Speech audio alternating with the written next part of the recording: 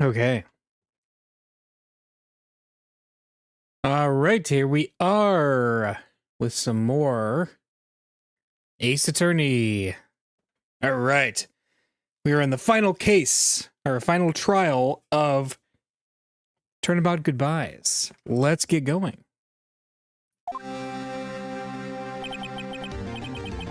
This is it. Judgment Day. Today, things are going to get settled at last. A lot of things. Wah! What's the big idea? Sorry, Nick. I only touched your shoulder. I guess the shock hasn't worn off from my run-in with that stun gun yesterday. Anyhow, today's the last day of the trial. Good luck, Nick. Yeah, thanks, Maya. Edgeworth is looking glum as always. Hope Von Karma doesn't push him too hard. Whoa! Hello. What are you doing? Sorry, I'm sorry. I just thought I'd cheer you up with a pat on the back. Maya, maybe you should go outside and discharge? Right, good idea. Try not to electrocute anyone on your way out. Whoa, pal! What's gotten into that girl? Detective Gumshoe. Morning, Mr. Edgeworth. Good morning. How did it go, Detective? Have no fear. As promised, I've captured our runaway caretaker. I just brought him in. Took all night, pal. Thanks, Detective Gumshoe. You must be tired.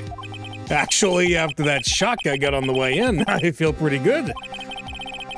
Yogi says he's forgotten his own name. But that has to be a lie. Why would he want revenge on Edgeworth if he couldn't remember his past? He does remember, and I'm going to prove it. December 28th, 10 a.m., District Court, Courtroom Number 3. Court is now in session for the trial of Miles Edgeworth. The defense is ready, Your Honor. The prosecution is ready. Right. Very well. We have reached the final day of our proceedings in this trial. I ask that the prosecution submit decisive evidence. Understood. Come on, don't be awed into silence by every little thing he says. Very well, Mr. Von Karma, your opening statement. Right. Thanks to Detective Gumshoe's efforts, the boat rental shop caretaker has been arrested. In yesterday's trial, the defense asserted that the caretaker was the murderer. However, the caretaker has yet to confirm this. I would like to ask the defense to cross-examine him as much as necessary. Very well. Please bring the witness into the courtroom. All right. Ladies and gentlemen of the court, I believe you all remember our witness. He lives in the boat rental shop on the lake from where he witnessed the incident. In addition, he has currently lost memory of his name and identity. Witness, why did you run away yesterday? The witness was not running away, as he will now testify. I see. Very well. Please begin your testimony. Huh? Why I left port. Okay. I'm really sorry about just leaving yesterday like I did. But I wasn't running away or nothing. I went to buy some food for Polly, see? I figured I got nothing to do with this incident anyhow. I mean, I'd need one of those motive things, right? And I don't got one. So my testimony yesterday stands as is. Very well. Let's begin the cross-examination, shall we? He has to know his name. Yanni Yogi. You're Yanni Yogi. Then I'm going to prove it. All right. Let's see. Sorry about just leaving. I'd call what you did running away and not just leaving. You heard Larry's testimony and realized you were in danger. Now, Mr. Wright, there's no need to rush to conclusions. As I said, the witness was not running away. Listen to the testimony. He sure seems relaxed. In fact, they both do. Von Karma and Yanni Yogi. Okay, he wasn't running away. Then why did you leave? He's just about to say why. Is it so hard for you to just quietly listen when someone is talking? If I sat quietly, Edgeworth would be guilty in 3 minutes. Went to buy some food. Food? Well, Polly is a bit of a gourmand, you see. She only eats those high-quality bird pellets from France. They only have them in the pig pet shop downtown. But you weren't arrested until this morning. Why didn't you go back to the caretaker's shack? Well, I kind of got lost, you see. The witness has trouble remembering things sometimes. When the police apprehended him, he was on his way back to the shack. Yeah, right. Nice try, Von Karma. No one's gonna believe that. I see. So he was lost. Please, Your Honor, come to your senses. Got nothing to do with this incident. You've lost much of your memory, is that correct? Yeah. Seems like it. Then how could you know that you didn't have anything to do with this incident? Or maybe you're lying about not having your memory. You know exactly who you are. The witness has testified quite clearly that he has no memory of who he is. If you claim he's lying, then show the court proof. How am I supposed to prove what's going on in that old codger's head? That's impossible. I'm glad you come to your senses, Mr. Wright. Very well, witness. Please, continue. I need one of those motive things, and he doesn't have one. Do we have the parrot saying remember DL6? How can you say you had no motive? I say you do. You had a grudge against Edgeworth and the victim, Robert Hammond. That's why you took revenge on them, right? Please don't make me repeat myself, Mr. Wright. This witness has no memory of anything beyond several years ago. He can't hold a grudge. It's impossible. I have to prove he's lying about his memory. Otherwise, it's going to be the same thing over and over again until the trial ends. Might I say something, Mr. Wright? Yes. Yes, Your Honor? You've been saying the same thing now over and over. You've been calling the witness's memory of the past or lack thereof into question. But does this really have anything to do with the current case? Of course, Your Honor. The witness has said he has nothing to do with this case and no motive. Both of these statements are lies. Order! Order! Mr. Wright, there is a serious problem with your claim. Or are you saying you know who this witness is? Of course, Your Honor. Oh, now this is interesting. I would like to know myself, so who is he? Don't play dumb, Von Karma. Mr. Wright, please tell us this witness's name. His name is Gregory Edgeworth, here Robert Hammond. He's Yanni Yogi. His name is Yanni Yogi, a former court bailiff. Yogi? That name seems familiar. Oh! Yanni Yogi from the DL6 incident. It figures the judge would have heard of it. It was such a famous case. But what does this mean? Your Honor, if this man is Mr. Yogi, then he has a clear motive.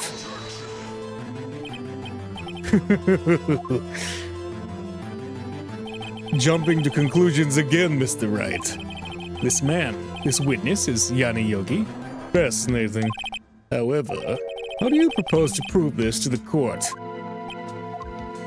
This is a court of law, as you may recall. You need proof.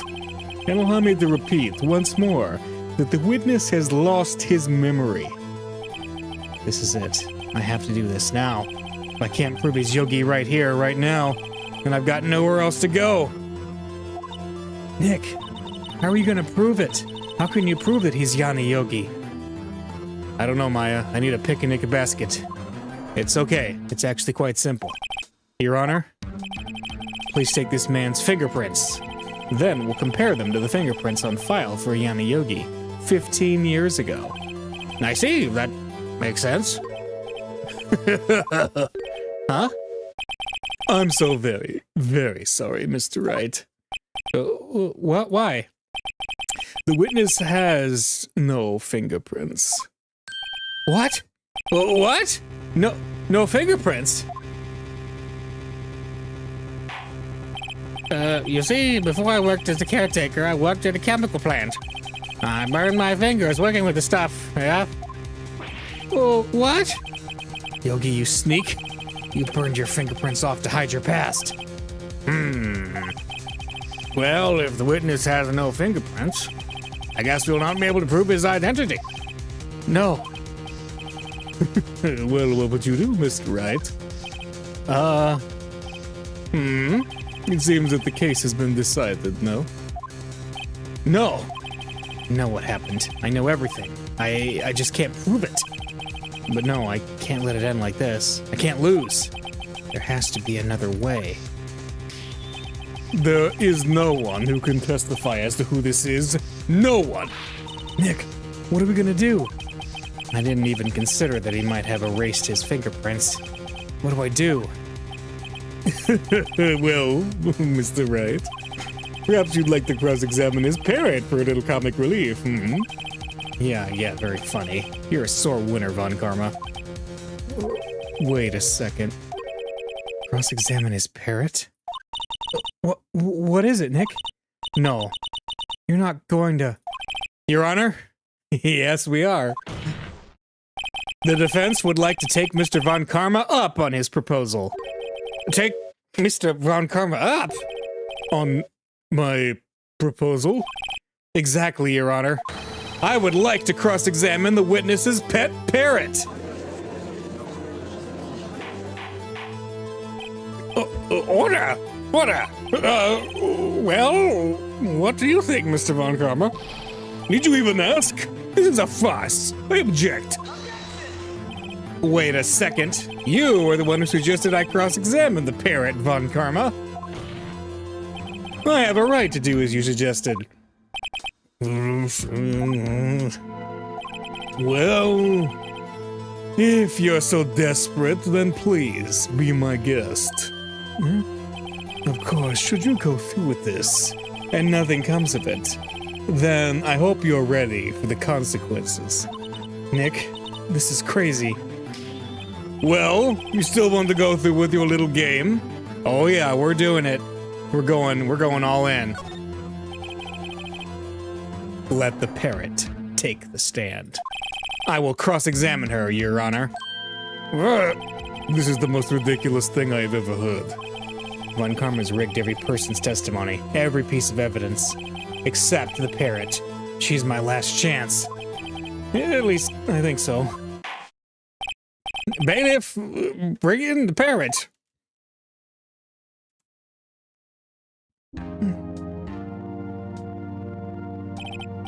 That's quite a bird. Please tell us your name. Name! The witness is ignoring me.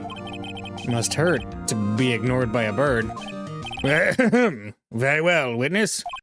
Who is your owner? Please, testify for us. Who is your owner? Hello, hello.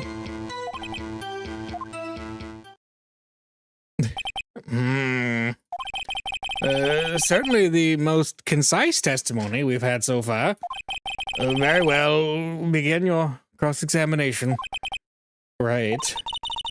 What are you gonna do, Nick? I don't know. What do we do, Maya? Alright. Who is your owner? Hello, hello.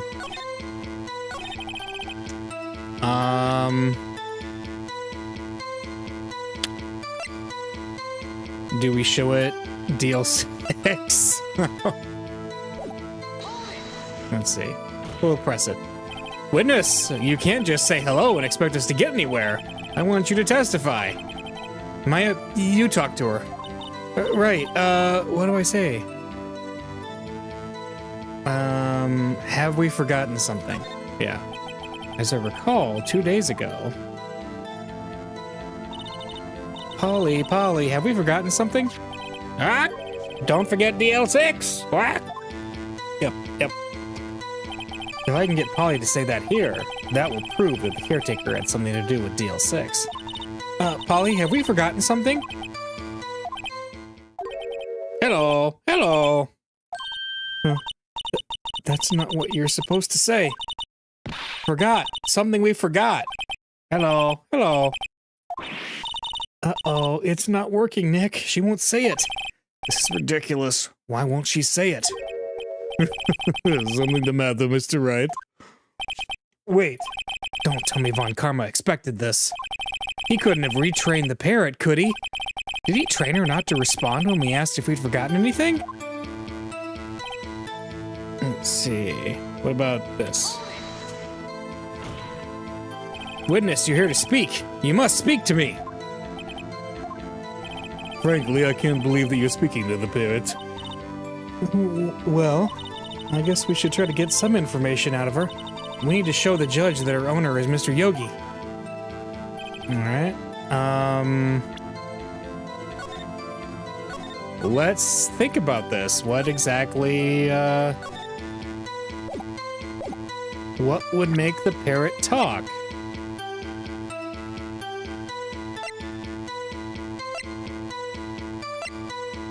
Would this do it? No.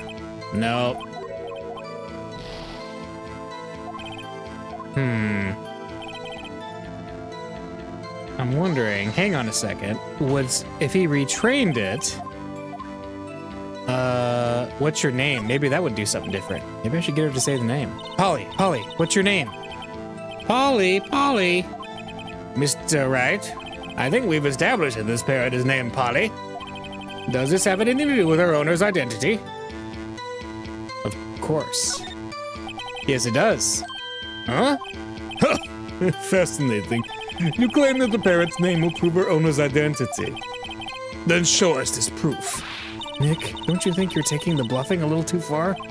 Listen, we're not here to answer the question of who is the caretaker. We're here to prove that he is Yanni Yogi. All we have to do is tie the name Polly to Yogi. Your Honor, the proof that the parrot's name reveals the caretaker's identity is... no clues. Trapped, memory loss. After his arrest, fiance Polly Jenkins committed suicide. Oh. There. The DL6 case file? That's quite a large file you have there. Which page is this proof on, then? Show us or stop wasting our time. Very well, Mr. Wright. Please show us this page. Where in this file is the information connected to this parrot's name? That would be suspect data, right? Hang on, let's look at that again. I'm gonna make sure we got a case summary, suspect data. The 37-year-old Yanni Yogi. Got it. All right, that's what we gotta do. So, suspect data.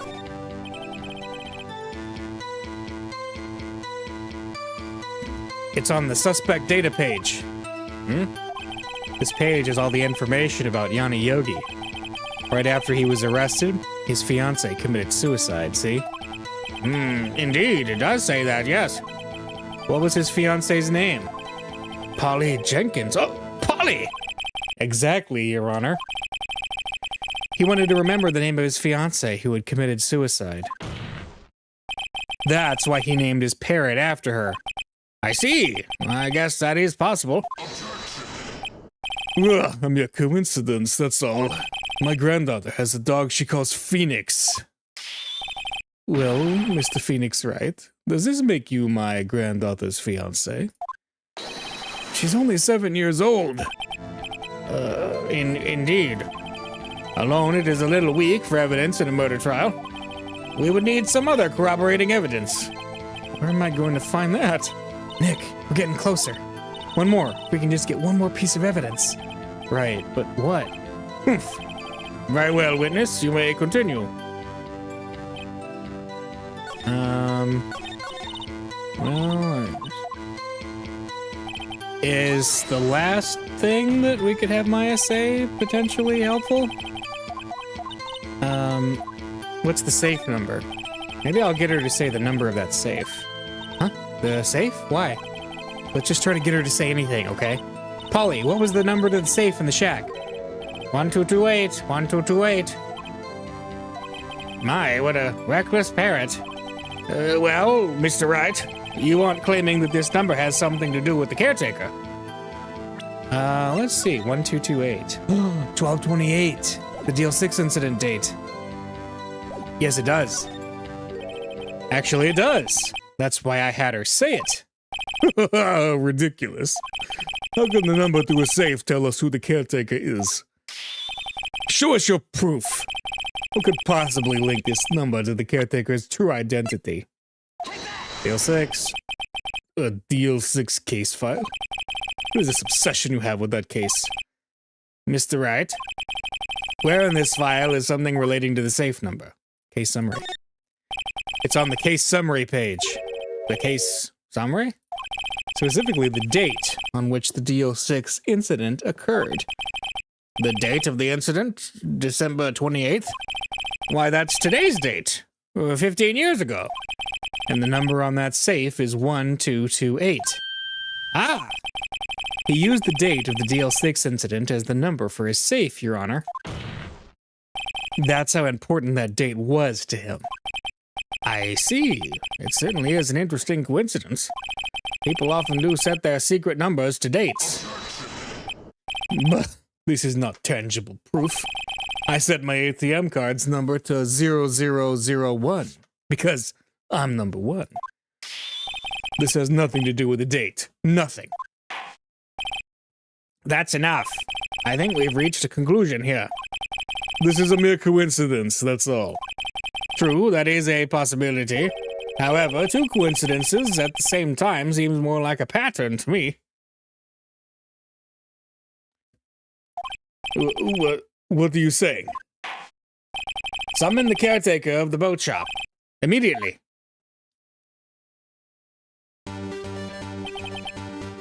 Ah, okay. Hello. Hello. Nice to see you. No problem. Witness, tell us your name. Wait. This witness, he doesn't remember.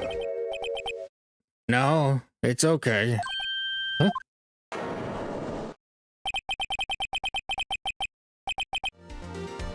I've accomplished what I wanted to do. I'm done. Nick, he looks totally different. This is the real Yogi, I think. Finally. He's been acting feeble to hide his true identity.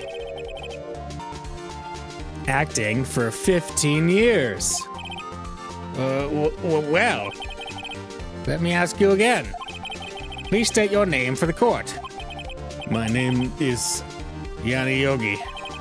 15 years ago, I served as a bailiff in this very court. Order! Order! Yanni Yogi! So was it you who killed Robert Hammond? And tried to frame Miles Edgeworth for his death? Yes, it was me. I did it. They put me on the witness stand 15 years ago. Robert Hammond, he said I was mentally unsound.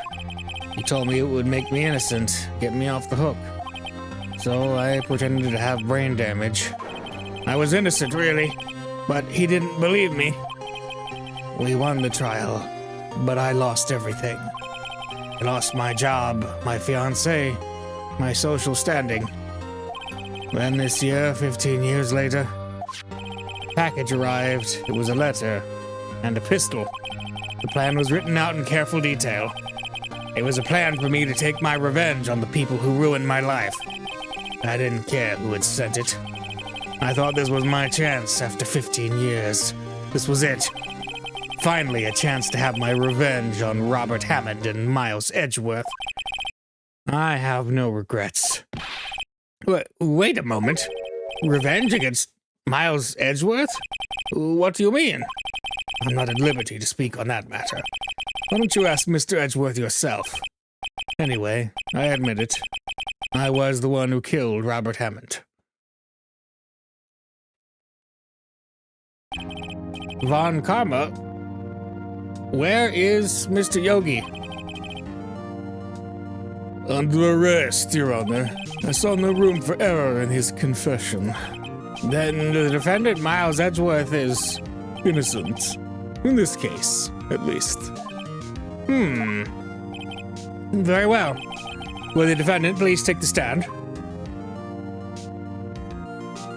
Who's the old man? The old man was the murderer, it turns out. There are a few mysteries left unsolved. Still, you are cleared of suspicion for this particular case. So I would like to pass judgment on the murder of Robert Hammond. Any objections? I don't believe it. Why isn't Von Karma saying anything? Very well. This court finds the defendant, Mr. Miles Edgeworth, not guilty. Something is suspicious here. That is all. This court is adjourned.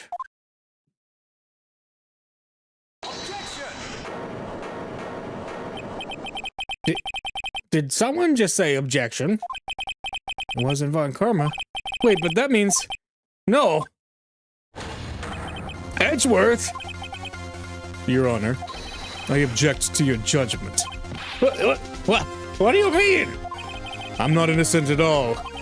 As we have heard, Yanni Yogi killed Robert Hammond in revenge. But revenge for what? Nick! Edgeworth's trying to confess. He's gonna say he's guilty. He's gonna tell them he was the murderer in the DL6 incident. He's gonna tell them he killed his own dad. Oh, what do I do? Raise an objection. The judgment has already been passed. I object to Edgeworth's outburst. Didn't something like this happen yesterday, too? I believe a certain witness raised an objection after a guilty verdict was passed. That would be Larry. We must hear this new statement. We must hear Miles Edgeworth. He's right. We have a duty to hear Mr. Edgeworth out.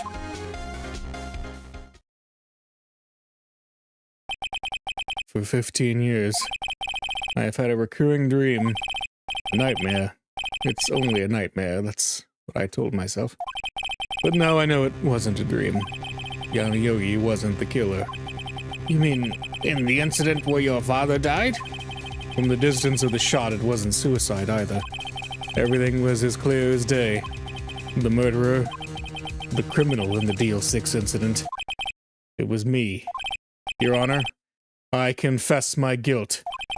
I am guilty for DL6, the statute of limitations of which ends today. The culprit is me. Order! Order! Well, this is certainly unexpected. The defendant, declared innocent, is confessing to a different crime. A crime for which the statute of limitations runs out today. I'm not really sure how I should deal with this. Bah! It's obvious. We hold a trial. Right here. Right now.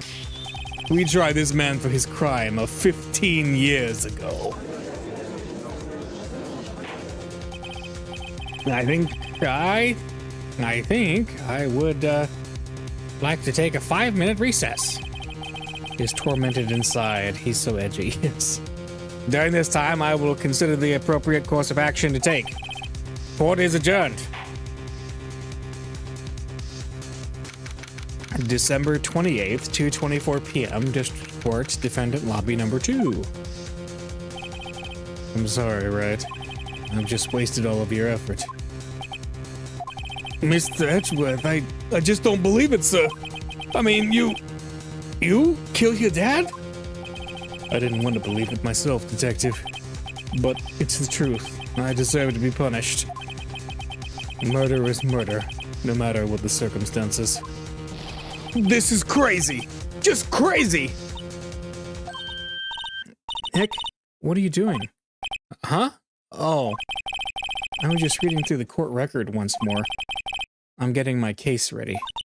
Your case for what? Huh? Isn't it obvious? I'm gonna prove that Miles Edgeworth is innocent. Huh? What are you talking about, pal? He just admitted to it. He confessed that he did it in court. I'm sorry, Edgeworth, but I don't believe your nightmare. What? It's just a dream. It's not real. The truth is right here in this court record. In any case, tighten your belts. The real fight is just beginning. I'll prove you're innocent. Trust me. Ooh. Right. Oh yeah. December 28th, 2:30 p.m. District Court, courtroom number 3. Now then, I would like to resume our trial. Judge, Miles Edgeworth has admitted his own guilt. He has confessed his crime. Let us begin by hearing his testimony. Then, though pointless, let the defense do their cross-examining. The statute of limitations on the DO6 incident runs out today. Though it's unconventional for me, I'd like to run this one by the book. Hello, thank you. Thank you for stopping by. I see. Does the defense have any objections? No, Your Honor. Von Karma, you knew this was going to happen from the very beginning, didn't you? Very well. Will Miles Edgeworth take the stand? Will the witness state his name and profession? Miles Edgeworth. I am a prosecuting attorney. Mr. Edgeworth, 15 years ago you mistakenly killed your father, Gregory Edgeworth. Is this correct? It is correct. Then testify about this matter to the court. When Edgeworth was telling me about his dream yesterday, I noticed something. One detail didn't quite fit. That will be the key, but only if I can get it to work. Please, please! The DL6 incident. Let's see. That day, I'd gone to the courtroom to observe one of my father's trials. As we went to leave, an earthquake struck, trapping us in the elevator. My father and Mr. Yogi lost their composure and began to argue. Just then, something heavy fell at my feet. I picked it up and threw it at Mr. Yogi. I wanted them to stop fighting.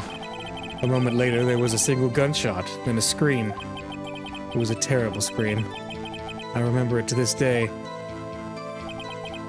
That's all. And until now, you thought this memory was a dream. You were stuck in that elevator for 5 hours. The oxygen in the elevator ran out. I lost my memory of the events. The same claim Mr. Yogi has made. Very well. Mr. Wright, your cross-examination, please. Yes, Your Honor. Alright, DL6 incident. Alright. What was the trial your father was involved in on that day? I don't remember things very clearly. Only 2 things. I know my father lost, and Mr. Von Karma was the prosecuting attorney. Mr. Von Karma? You were handling that case? It was 15 years ago. I don't remember the details. That was when Edgeworth pointed out the problem in Von Karma's evidence. As we went to leave, an earthquake struck, trapping us. Let's read more about that. So there were 3 people, including yourself, trapped in that elevator. Yes, myself, my father, and Yana Yogi. We were fine at first. But then as time passed, and no one came to help. Let's see, father and Mr. Yogi lost their composure. What did you do then? I was a 9-year-old boy at the time. What could I do? I was scared, trembling in the corner. But then... say something heavy. What was it? A pistol. I assume it was the bailiff, Yogi's. The safety must have come off when it fell from his holster. And you picked it up. What happened next? Picked it up and threw it. Did you know it was a pistol when you threw it? I think I knew. I knew it was dangerous. But the air was getting so thick that I panicked. So you're saying that you threw the pistol at Mr. Yogi? I was in a daze. A moment later... The gun fired once? Yes. I think after I threw it, I lost consciousness. Since then, they've echoed in my head every day. That gunshot and that horrible scream.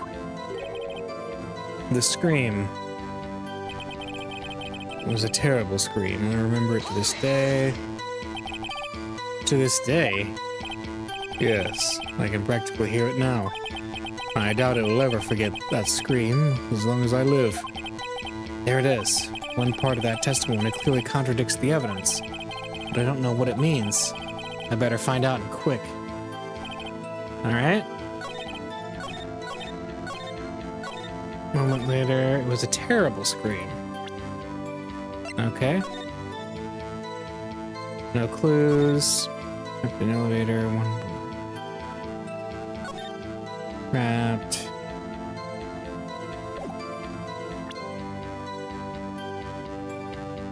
Okay. No, wait a minute. Was he killed instantly? The one bullet was found at his heart. The murder weapon was fired twice. Okay. A moment later, a single gunshot. Aha. But this says the gun was fired twice. Are you sure you only heard one gunshot? Yes, I'm sure of that. I heard the shot and the scream. Then everything faded. I was unconscious until the rescuers came. I see. No, Your Honor. Unfortunately, you don't. Look at this file one more time.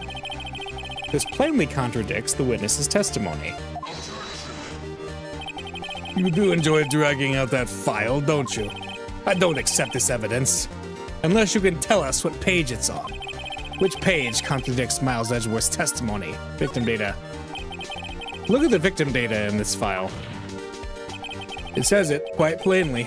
The murder weapon was fired twice. Miles Edgeworth only heard one gunshot.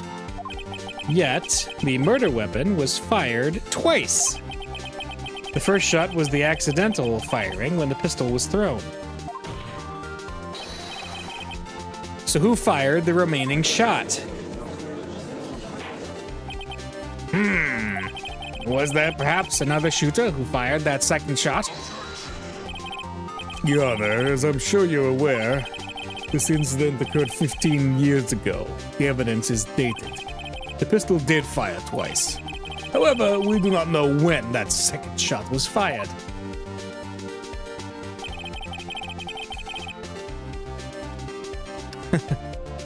Yeah, funny how the prosecutor guy can just object and totally cut somebody off. Yep. It might have been fired the day before the incident. There is no proof that the second shot had anything to do with this incident. What? I see. You do have a point, Mr. Wright. The murder weapon was fired twice, as we've heard. One of those shots was fired by the defendant, a boy at the time. Do you have any proof that the other shot fired had something to do with the case? Yes. Your Honor, I think I will be able to show you proof. What? Impossible. Now, Mr. Von Karma, save your surprise for after you've seen the evidence. Very well, Mr. Wright, show us your proof. You have evidence that the second firing of the pistol is related to this incident. Is it the bullet?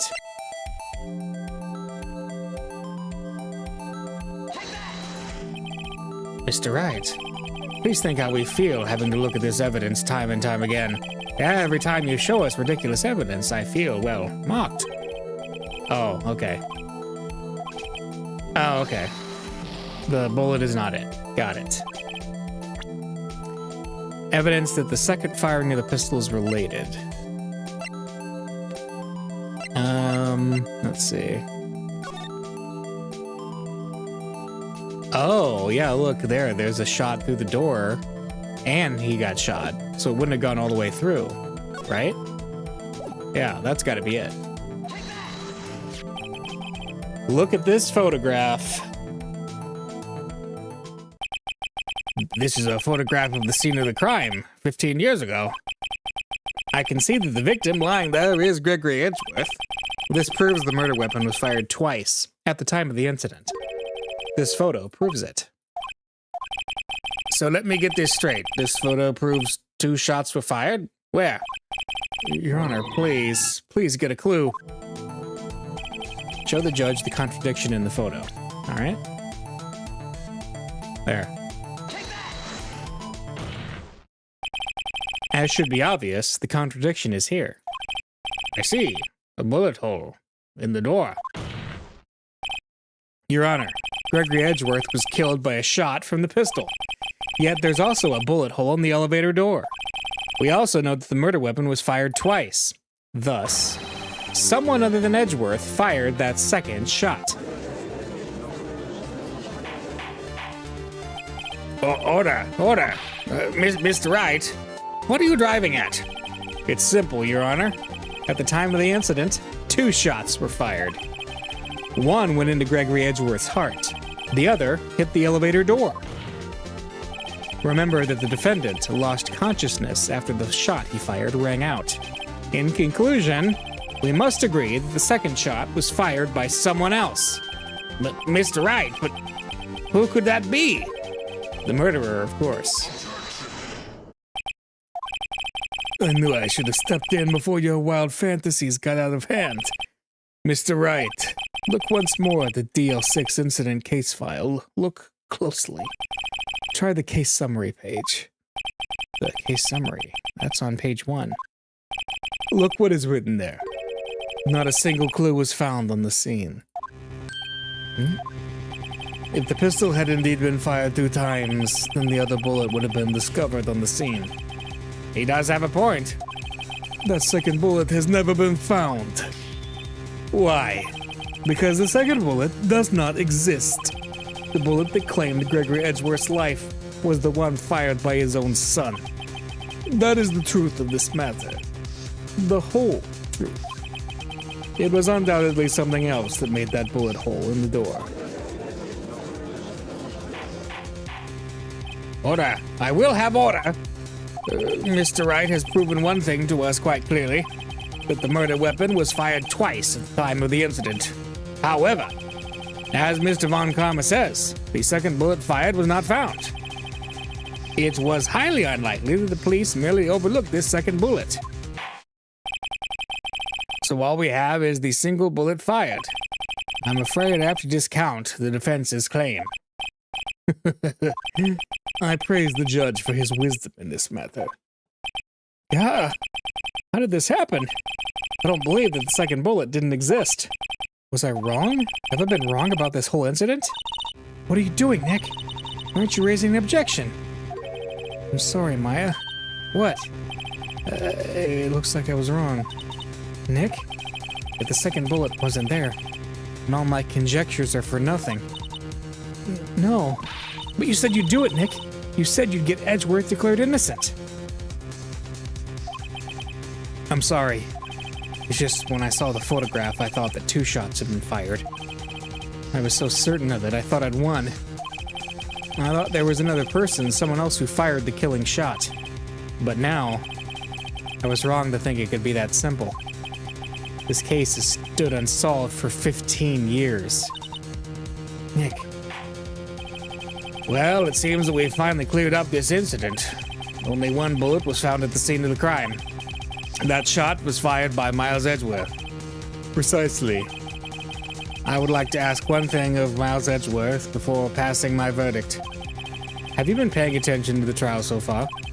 Yes, Your Honor. Do you have any objections? No. No, I do not. So you killed your father, though that was not your intention? Yes, I did. Oh no. He's accepted the guilt. Very well. The statute of limitations on the murder of Gregory Edgeworth runs out today. Therefore, I must pronounce a verdict on the defendant today, right here. Right now. Indeed. Does anyone have any objections? I've been here before. It's just like my first day in court. There's so many things I know I should be saying, but my mind's gone blank. Can't find the words. Mr. Wright? Object. Your Honor. I object. Mr. Wright, on what grounds do you object? Ooh. Nick? I don't know. His case is perfect. Oh no. It must exist. Second bullet. Huh? What? What did you just say? Nothing. The second bullet must exist? But where? Someone took it. It seems waiting is not going to produce us any answers from Mr. Wright. Wait, Your Honor. Huh? The second bullet, it existed. What? But we've just heard proof that it didn't exist. I realize that, Your Honor. I'm really grasping here. It's just someone took it from the scene of the crime. That's what happened. But who? The murderer. The murderer? Then tell us, just who is this murderer? I'm still thinking about that one. So the criminal took the second bullet, but why? Huh? Well, first of all, how would they have found it? It's not easy to find a stray bullet, Mr. Wright. Was there some pressing need for the murderer to search for that bullet?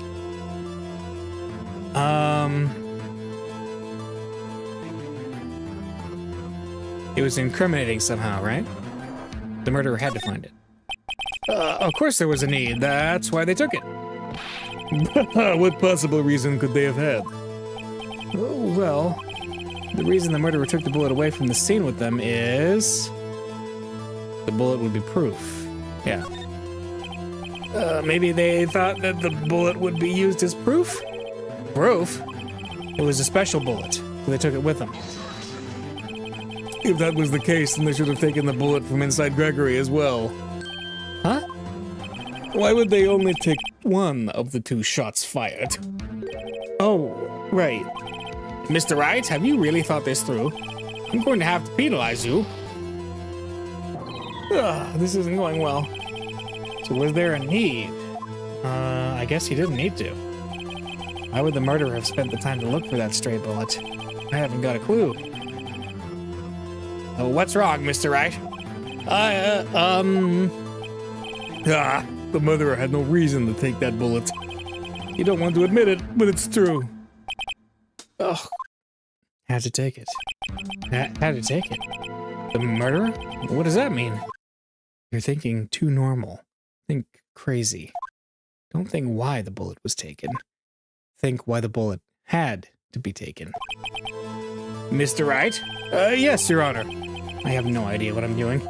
Well, the murderer had no intention of taking the bullet from the scene, but, the murderer had to take that bullet. Had to, Mr. Wright? What do you mean? Well, for instance what?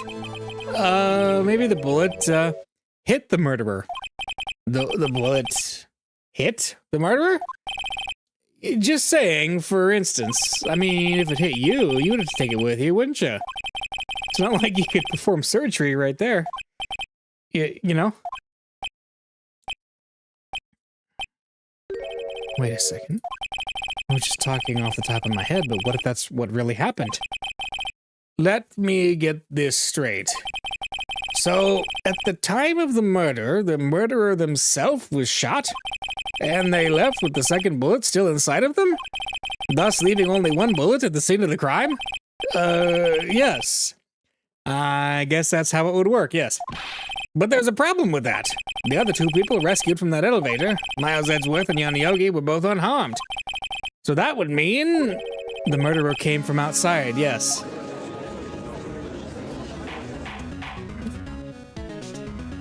Oh. The two men fight inside the elevator. Trying to stop them, the boy picks up the pistol at his feet and throws it. The pistol discharges, and the bullet goes through the elevator door and hits the murderer outside. The boy loses consciousness. Then the murderer opens the elevator door and sees the men inside.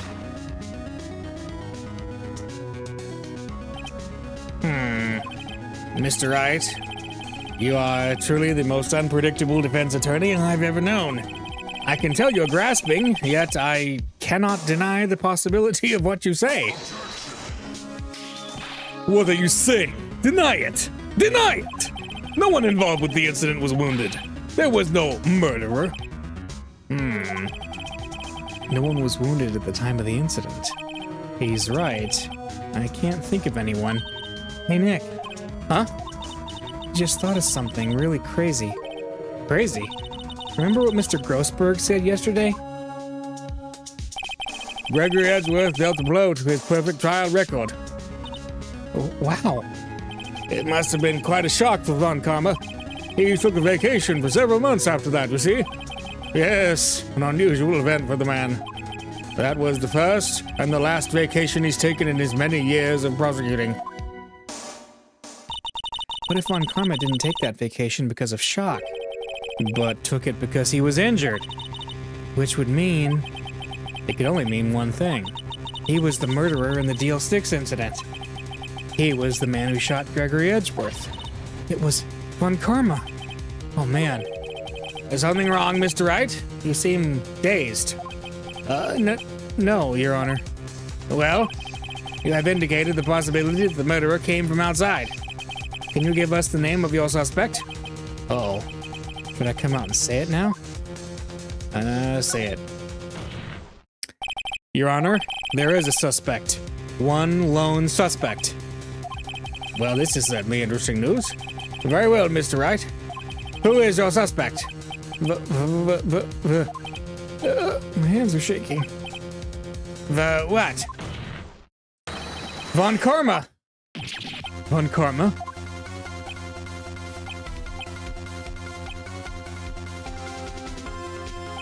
You mean the Von Karma? The prosecutor? The one standing right over there? But you don't reject? I see no need. I honor this ridiculous outburst with my objection. Because you took a vacation for several months starting the day after the incident. Yet you pride yourself on a perfect record. Why would you take such a long vacation without any reason? So you're claiming that I took a vacation to heal my injury from the incident. Fascinating. Prove it. I would have needed surgery, no? Where did I go under the knife at, Mr. Wright? Bring the doctor that operated on me. Have him testify. Nick, let's find out who his doctor is. It's no use. Edgeworth? I know Von Karma, perhaps too well. He's perfect. He wouldn't leave clues. He probably didn't undergo surgery. That would leave a doctor as a witness. Nobody's that perfect. So what, Nick? Did Von Karma pull the bullet out by himself? That's insane. No, he couldn't have. You can't just pull bullets out of yourself. Wait, what does that mean? That bullet has to be somewhere, but where? Well, Mr. Wright, could you produce evidence to prove that I was shot? Yeah, actually. Alright, Von Karma, I'll prove it. And I'll even use evidence. I know how you like it so much. What? The evidence that proves Von Karma was shot is... if he's got the bullet in him, we have a metal detector. Von Karma is perfect. He wouldn't risk surgery, leaving an evidence trail. So then I ask, where is that bullet now? I think it unlikely that Von Karma performed surgery on himself. You don't mean? I do. There is the possibility that the bullet is still inside Von Karma. Is that even possible for all these years? Well, there's one way to find out. We could use this metal detector. Well, Von Karma, I'm gonna run this over you and see what we find. I refuse. You refuse? But refusing this means you acknowledge that the bullet is still inside you? Order. Your Honor, the defense requests that we be allowed to use the metal detector. Judge, I called for a suspension of this trial. This invasion of privacy. The statute of limitations runs out on this case today. It was you who said we had to end it right here, right now. Enough. I permit the use of the metal detector. Mr. Von Karma, you will submit yourself to testing. Nick, what does this mean? I don't know, but we have to give it a shot.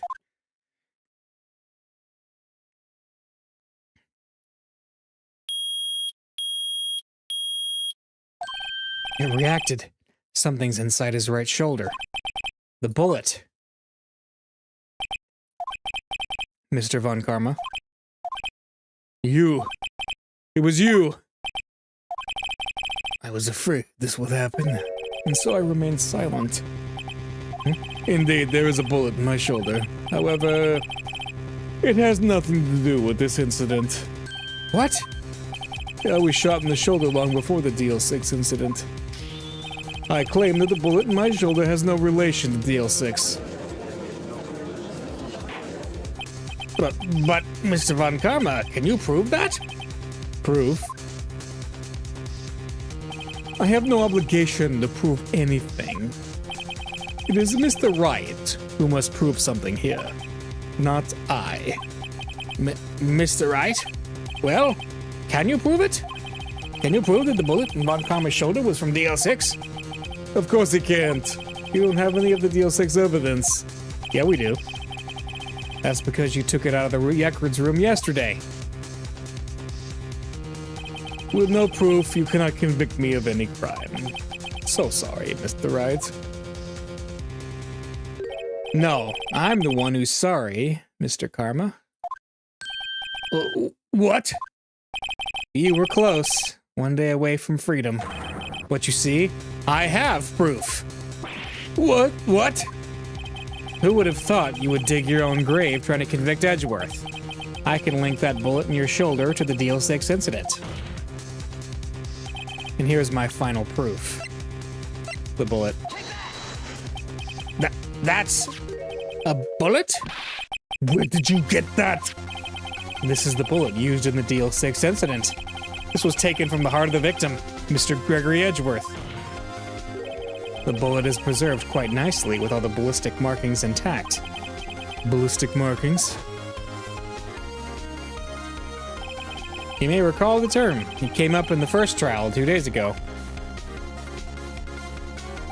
Ballistic markings are the fingerprints of a weapon. All bullets fired from a gun are marked with that weapon's unique pattern. By examining the markings, you can tell which weapon fired the bullet. It's quite accurate. We have 2 bullets in our possession. One, the bullet removed from Gregory Edgeworth's heart. The other, Mr. Von Karma, is the bullet buried in your shoulder. We could analyze both bullets. Then, if the markings matched, we would know that both bullets had been fired from the same gun. The very same pistol. In other words, the murder weapon that killed Gregory Edgeworth.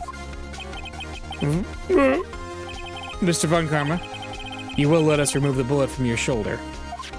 Then we'll compare the ballistic markings to those on this bullet.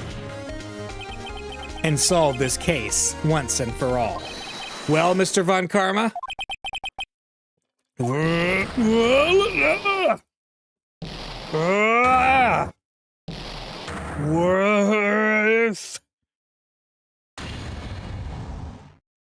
That scream. I've heard that scream before. Wait, I know. Help, I can't breathe. Quiet. I said quiet. You're not making this any easier. Stop breathing my air. I'll stop you. Stop breathing my air. Get away. Get away from my father. Ah! No, went off. Okay. It's that scream I heard in the elevator 15 years ago. Von Karma, it was you who screamed. Mr. Von Karma? Edgeworth! Only you would dare defy me? So, it was you. You and your father are my curse! Your father shamed me with a penalty on my record, and you left a scar on my shoulder that would never fade. I'll bury you with my bare hands! 15 years earlier. Chief Prosecutor, I'm sorry. Von Karma, it's not like you to make this kind of error. I never would have thought that Edgeworth would be the one to catch you. He was careless. I'm sorry, but you'll have to be penalized. I've covered for you in the past, but not this time. Huh? Edgeworth? It was a shock like none I'd ever known. Me? Penalized? It took hours for me to regain my composure. Suddenly, I found myself in the darkness. I was in the court records room. I must have wandered in there without thinking where I was going. The room was pitch black. The lights must have gone out. I went out into the hall and felt my way to the elevator. I pressed the button, but nothing happened. Then, there was a noise. I was in pain, a horrible burning pain in my shoulder. Just then, the lights came back on. The elevator door opened before my eyes. I saw 3 people inside, all laying unconscious from oxygen deprivation. Much to my surprise, a pistol lay at my feet. I knew then it was destiny.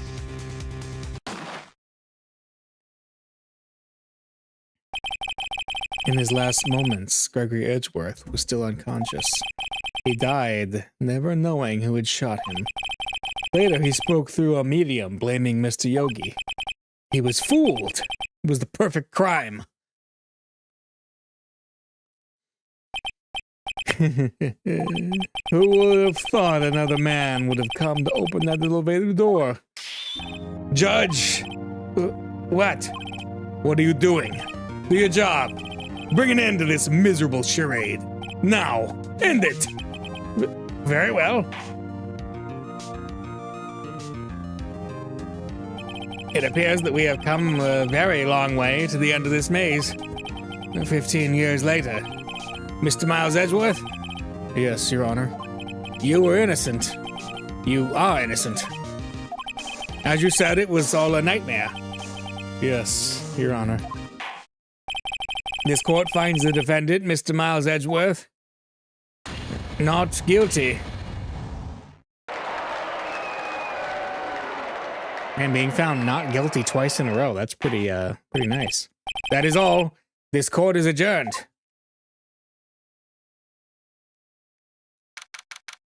December 28th, 5:38 p.m. District Court. Defendant Lobby, number 2. Nick, we did it! Did you see his face? Von Karma looked even paler than usual. He's pretending to be all cool, but inside you crushed him, Nick. Crushed! I gotta say, I'm impressed. It was pretty close, though. I was sure we'd had it. I know, I was on the verge of tears the whole time myself, but now it's all just a good memory. So it's finally over, Edgeworth. Right. Yeah? I'm not sure how to say this. I know. Try thank you. I see. Thank you, Wright. You're welcome. I think you could have done better than that. Sorry, I'm not good at this sort of thing. You got a lot to learn, Edgeworth. She's got you there. Amazing, pal! You pulled through just like I thought you would. I'll never forget this. I owe you one, pal. And tonight, let's party! Dinner's on me! Yeah, my salary went down a bit this month, but who cares? See, Mr. Edgeworth? You should take a lesson from Detective Gumshoe. That's how you say thank you. I see. Whoop! I feel foolish. Don't worry, take it a little at a time. You'll get used to it. It's been 15 years since I've seen Edgeworth this unguarded. Hey, y'all! Lotta! Y'all were great in there. Thank you. Yo, Edgeworth, congrats! Thank y'all very much. I knew you were innocent from the start, of course. Hey, just look at you. You wouldn't stick your hand in the cookie jar even if no one was there. You were the witness on the first day of the trial, weren't you? Yeah, well, let bygones be bygones, eh? Speaking of which, what are you doing now, Lotta? Who, me? Oh, I went back to college. I gave up trying to be an investigative photographer pretty quick. Really? That's too bad. Huh? Isn't that the hot dog guy from the park? Huh? It's over, Nick. My life is over. Why the sad face, Larry? What happened now? Oh, Nick. I'm not long for this world. You don't look sick. It's Kianse. She's gonna live in Paris. Paris, Nick. She's leaving me behind. Should have seen that coming. Yo, Edgy, there you are. Yes. Here I am. Congrats, Edgy. Here, a little gift from me in celebration. Celebration? That's unusual for you. Harry Butts, you came along tonight too. Yeah, come along, my treat, pal. Huh? Thanks. Looking forward to it. Yo, Nick, that's the suit that questioned me. When he says treat, that's not police talk for prison food, right? Right? I think you'll be fine, Larry. Right. Yeah? What's up? That envelope that Larry gave me, it's got money in it. Well, yeah, that's not that strange. People give money away to celebrate sometimes. It's $38, right? Huh? What a weird amount. I mean, it's not a little, but it's not a lot either. 38 exactly? Nick! Wasn't that exactly the amount of lunch money that was stolen from Mr. Edgeworth in school? $38? No. No! Larry, it was you? What are you so surprised about, Wright? Huh? Larry was absent that day from school, right? But that doesn't automatically rule him out as a suspect. What? Well, think back to that day 15 years ago. Larry took the day off, but he was so bored he came into school anyway. Then he saw the money lying there, and the rest is history. I never was good at history. Edgeworth, you didn't know, did you? I suspected. I just couldn't picture Larry protecting you like he did that day. Everyone else was saying you did it. The whole class was against you, remember? Yeah, too well. Right, you may not know this, but we used to have a saying back in school.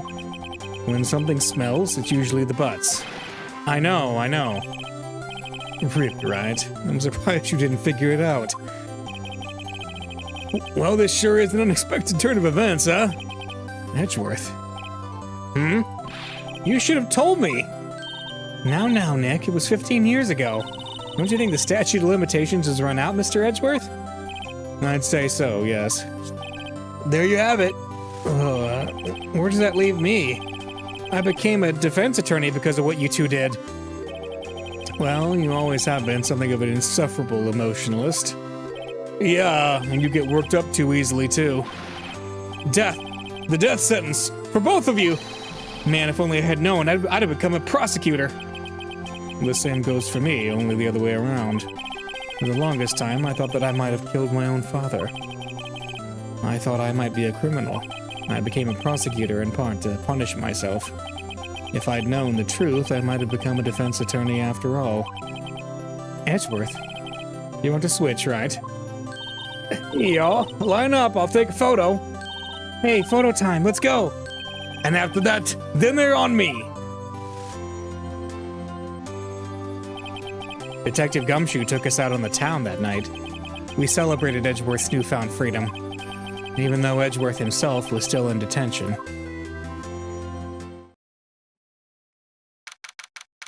December 29th, 5 a.m. Wright & Co. Law Offices. Whoa, I went a little overboard yesterday. My head hurts. Uh-huh, it's still only 5? Maybe I should go back to sleep. What's this, a letter? Good morning, Nick. You were really impressive yesterday. Seeing you, it made me think about what I'm doing here. I'm a spirit medium, in training, of course. I wanted to help Mr. Edgeworth, too. I wanted to help you, but I couldn't. That was useless. So, I've decided to go back to my training. I'll become a full-fledged spirit medium, for starters. I couldn't say it to your face, so I left this letter. Goodbye, Nick. Goodbye! What time is it?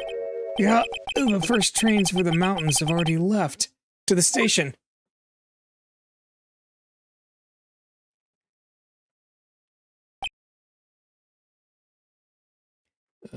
I guess I'm too late. Hey! Nick! Maya! So, you're leaving? Yeah. It's hard being a spirit medium who can't talk to spirits. And I think you'll do fine without me, Nick. Be good, okay?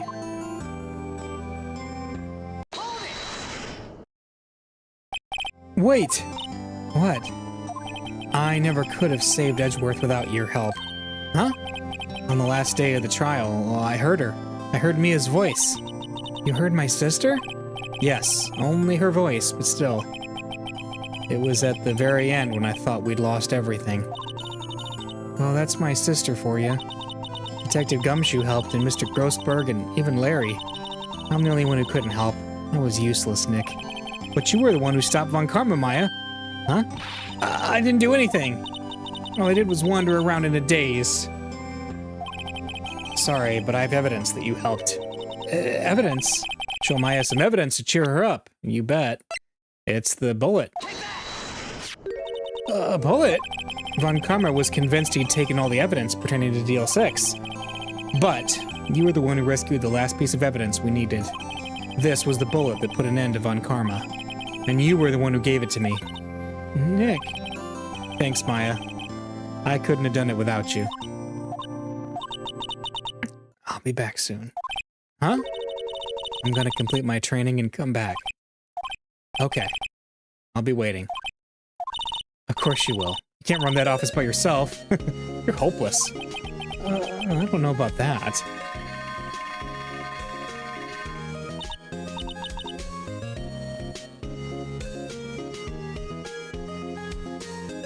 So this is it. See you soon, Maya.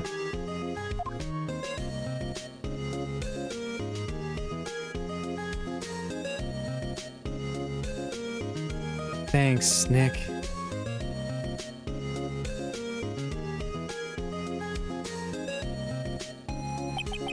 And so my story ends. Time to turn a new page. And say goodbye to the novice defense attorney that I once was. Now a new story begins, with the same old crazy cast of characters. Ha! Don't think you've graduated yet, amateur. Mr. Wright, perhaps you would like to rethink that claim? Yes, Your Honor.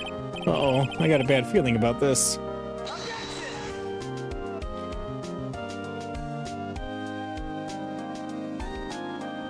All right. Shoot-talk-me. Hey, pal. Mr. Edgeworth came down to the precinct to wish me a happy new year. Talk about a pleasant surprise. Ooh, Detective Gumshoe! Then he hung his head low and went right back outside. Kinda like he was embarrassed or something. Strange, huh?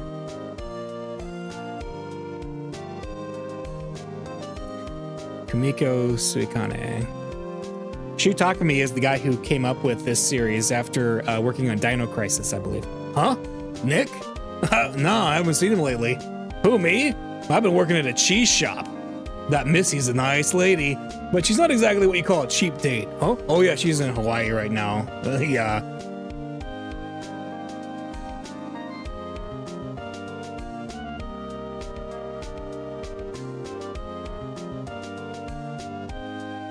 Oh, Wright? Yeah, I remember him. I hear he's been busy lately. You know, not to ring my own bell, but I sort of taught him everything he knows. I'm sure he's grateful. Oh, pain. You transcend, time periods. Phoenix Wright? Ah, the defense attorney for whom I wrote that affidavit for. Yes! Oh, you should know, I've taken over management of the Gatewater Hotel recently. Should you be in the area, please stop by. The bellhop, the bellboy, has become a bellman.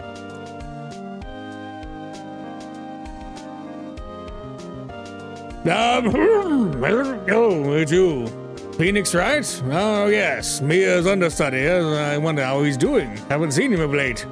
Ah, the days of my youth. Like the scent of fresh lemon you see here.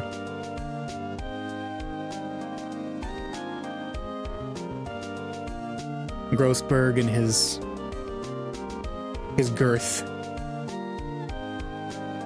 Phoenix Wright? Is he an actor? Well, I'm not buying it. You can't be a star with a name like Phoenix. Do you know that they're finally putting some of Amazon on DVD? You know what a DVD is and everything these days? How am I supposed to keep all this straight anyhow? No one has ever heard of an actor named Phoenix. Certainly. I'm pleased to announce The Pink Princess is a hit. I sure owe that Mr. Wright a great deal. Oh, and I'm keeping my face out of the public eye till the show's over. I wouldn't want to ruin any kids' dreams, you know.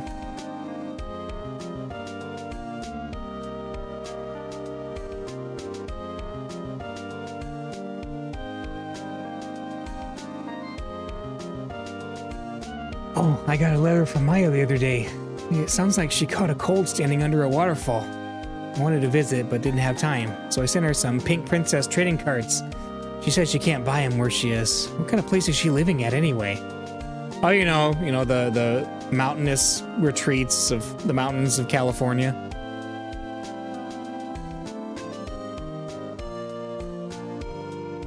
Right? Who's that? You want to talk? Let's talk Pink Princess. Oh, right. But, you know, I snuck into the studio the other day, and I saw her, the one inside the Pink Princess suit. Ugh, what a dog. It's kind of a shock for a boy of my tender age.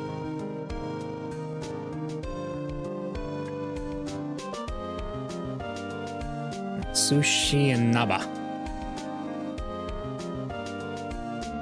Yeah, I remember Wright. That lawyer guy? Oh, me?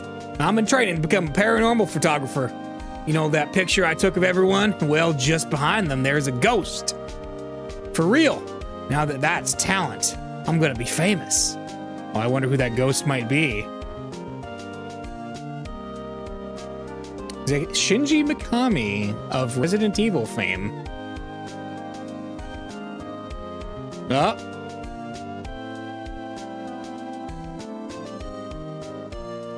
Look who it is. It's Mia.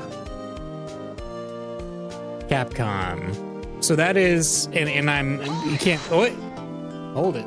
That's right.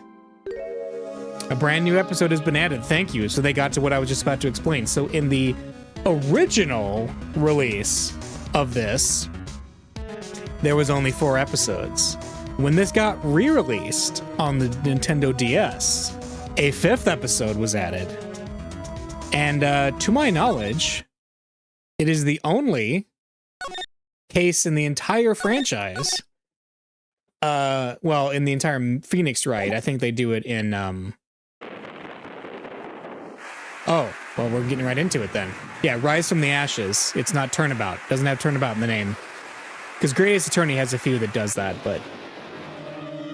oh boy.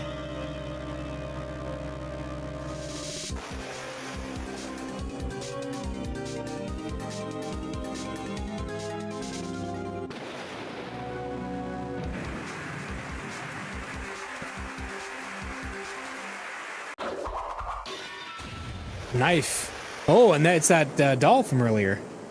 And who is this?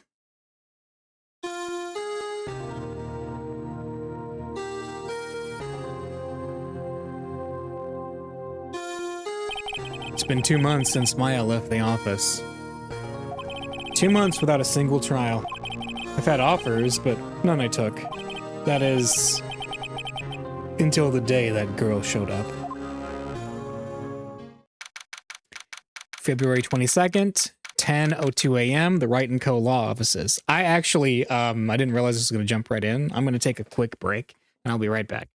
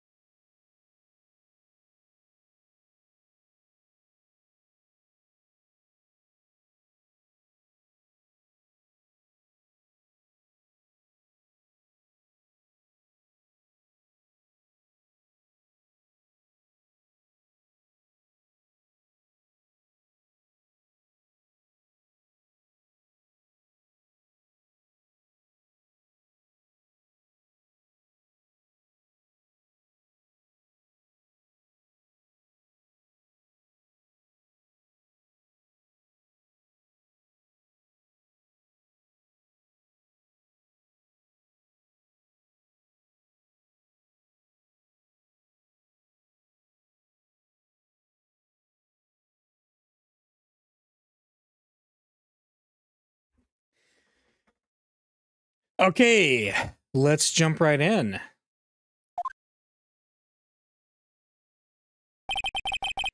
Why do I come here to the office every day? It's not like I want to work. There you are. Finally. Where have you been? My sister's trial is tomorrow. Huh? Who are you? Doesn't matter who I am. It only matters who you are. The famous defense attorney, Mia Fey.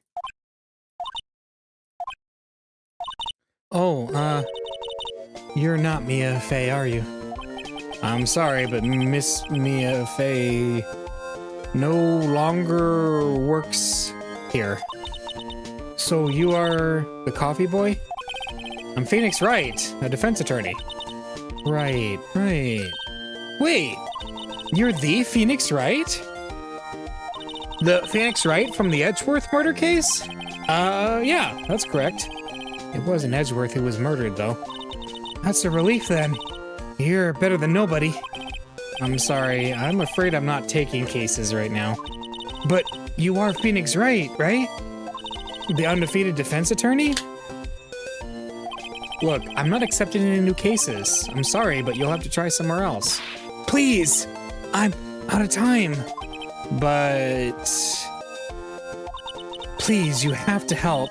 It's my sister. Huh? Maya? Could it be? Okay.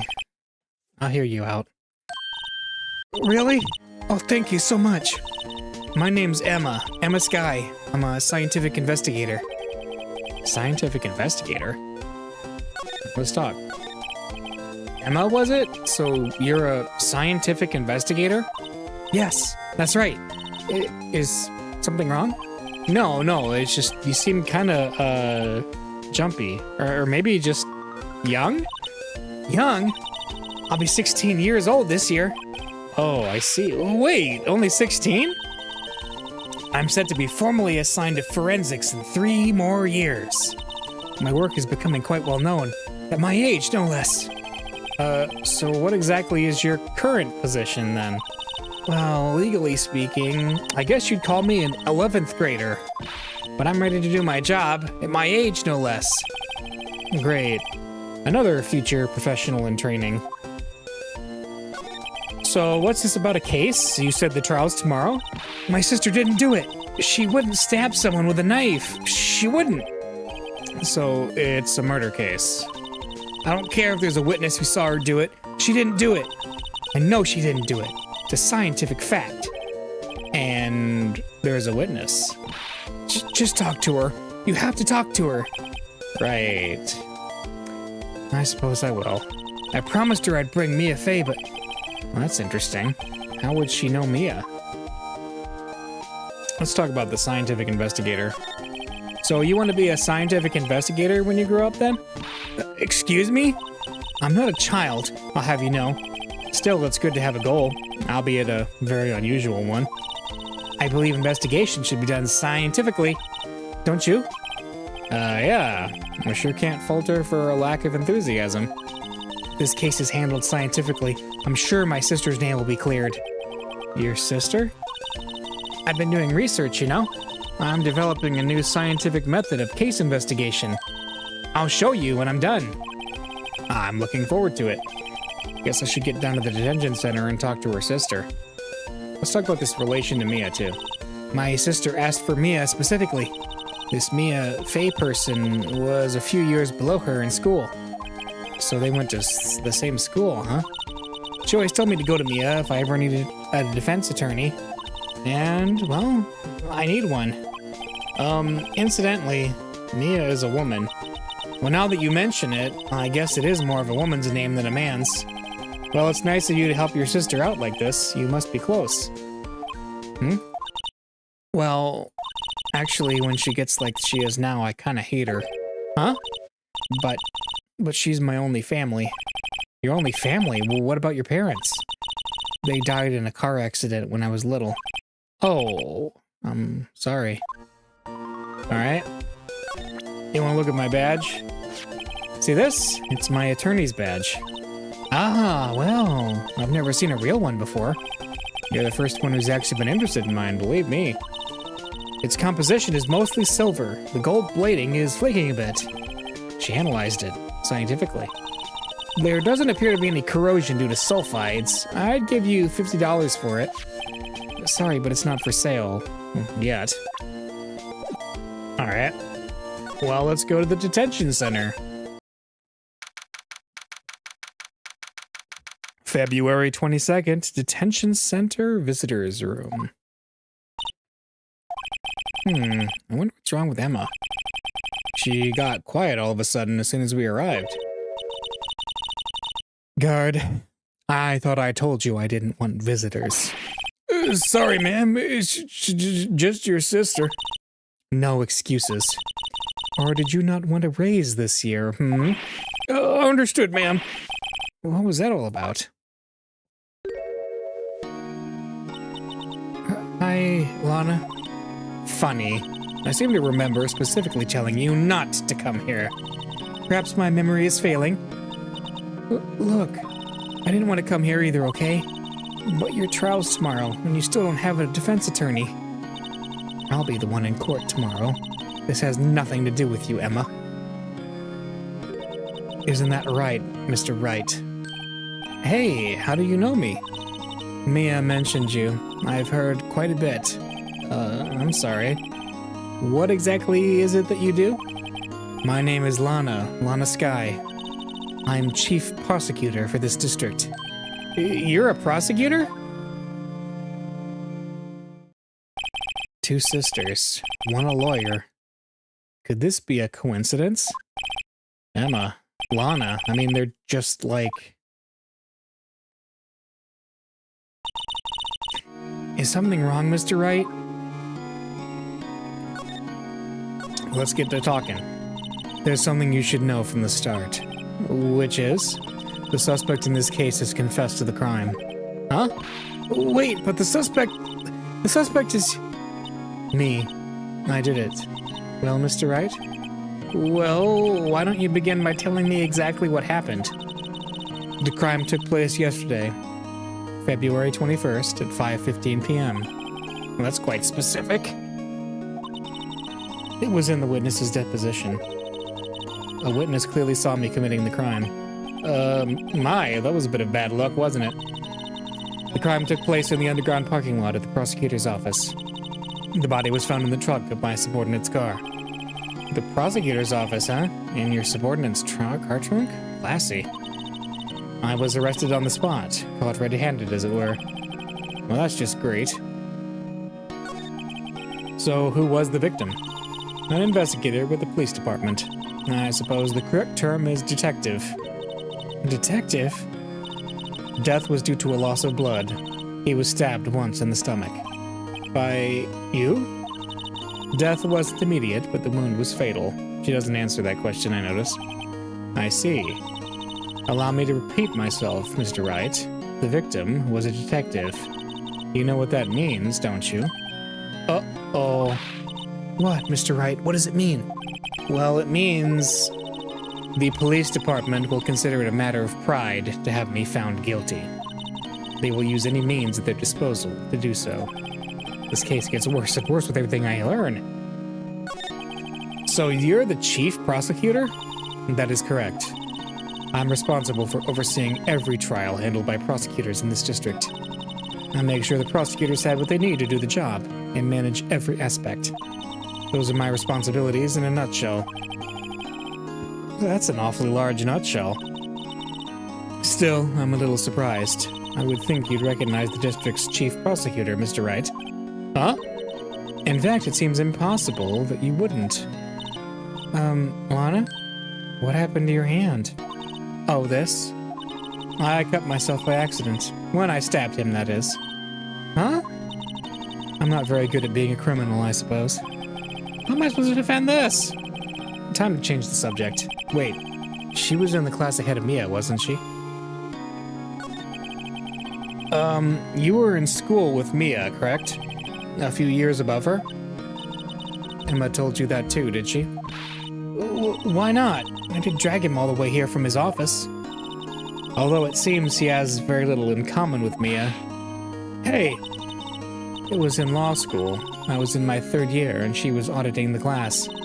She was different than the other students. Different? She was strong. She'd do anything to become a defense attorney. Anything. That was probably why she was attracted to me. Excuse me? Intellectually attracted. Lana was top of her class in school. I was the best there was. Oh.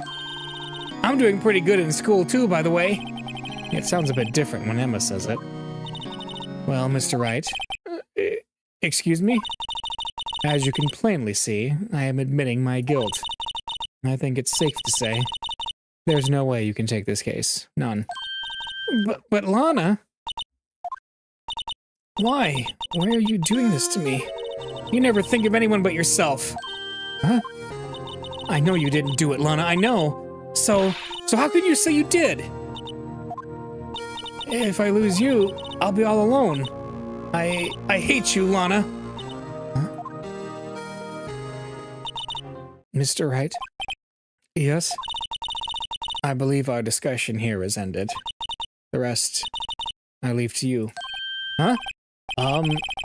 You mean you're requesting my services as your defense? Don't lose any sleep over it. Your client has confessed after all. The case is over. Right. I'll do what I can to get to the bottom of this. Lana has confessed to the crime, yes, but something doesn't fit. It's that look in Emma's eyes. There's something else going on here, and I'm going to find out what. I'm sorry, Mr. Wright. Huh? About what? My sister. She's not always like that, you know? I just never expected to be defending another prosecutor again. She's changed a lot. She used to be so gentle, always smiling. Everybody liked her. I see. Sorry, but I'm having trouble imagining that. What happened to her? I don't know for certain myself. I think maybe she... Well, maybe not. Feels like there's something there that defies a simple scientific explanation. Let's go check out this underground parking lot at the prosecutor's office, shall we? Oh, okay. Let's go. February 22nd, prosecutor's office, underground parking lot. So this is the lot where it all happened? Looks like they're still investigating. Funny that my first visit to the prosecutor's office should be like this. Hey everyone, keep up the good work! Hey, what are you thinking? Well, they are going to be my coworkers 3 years from now after all. No harm in saying hello. Actually, there is. You know, attorneys aren't supposed to examine crime scenes. I'm trying to not stand out too much here, see? Hey there! You expecting to go unnoticed here, partner? Partner? What do we have here? Looks like a bambina got loose from the ranch and is up to no good. Folks gotta learn to keep them dogs tied down, partner. But, Mr. Marshall? Marshall? Looks more like a sheriff to me. Looky here, bambina. I don't know how you feel, but this is my gang's gold strike. See? Strike?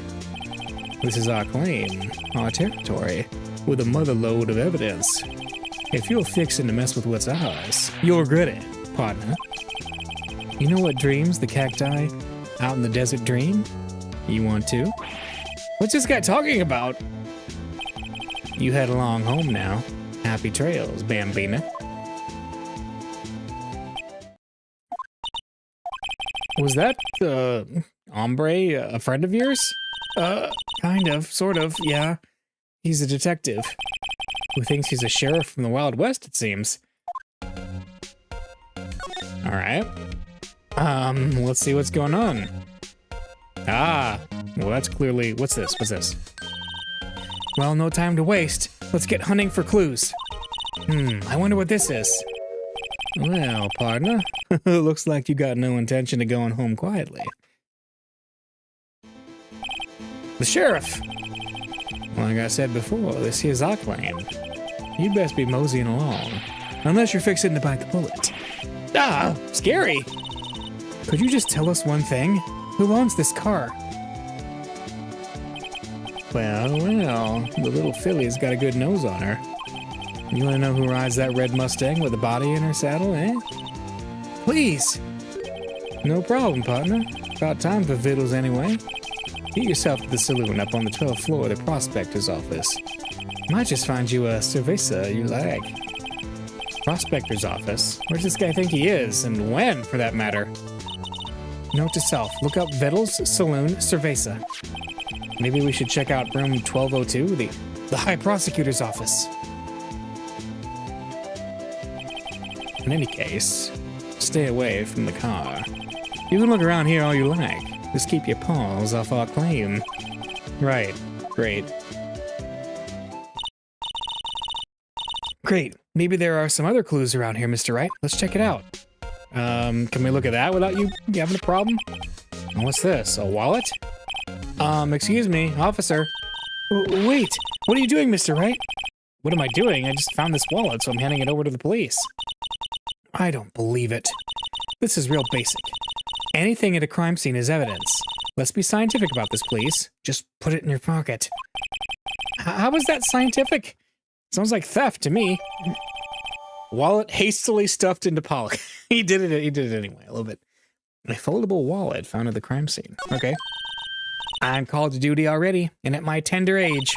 Here, I'll teach you the trick to examining evidence in detail, okay? By the way, her eyes are sparkling. I can tell she's been waiting for this. Okay, now. Look at the court record. All right. You have to be sure to examine evidence carefully on all sides. Now, let's start examining from every angle. All right, so this is... Oh, look, I think there might be a clue here. You should check it out with a press of enter. Okay. So this is, for those of you who watched my playthrough of the Great Ace Attorney or played the Great Ace Attorney, this is a pretty normal thing you do in Great Ace Attorney. This was brand new for the DS version of this game. Unfortunately, spinning evidence around, looking at it is only going to be something we get to do in this case. They didn't add any new cases in the second and third games of the Phoenix Wright trilogy. So that's something we have to wait for Apollo Justice to do. But, you know, we get to spin evidence around and look at it in this case.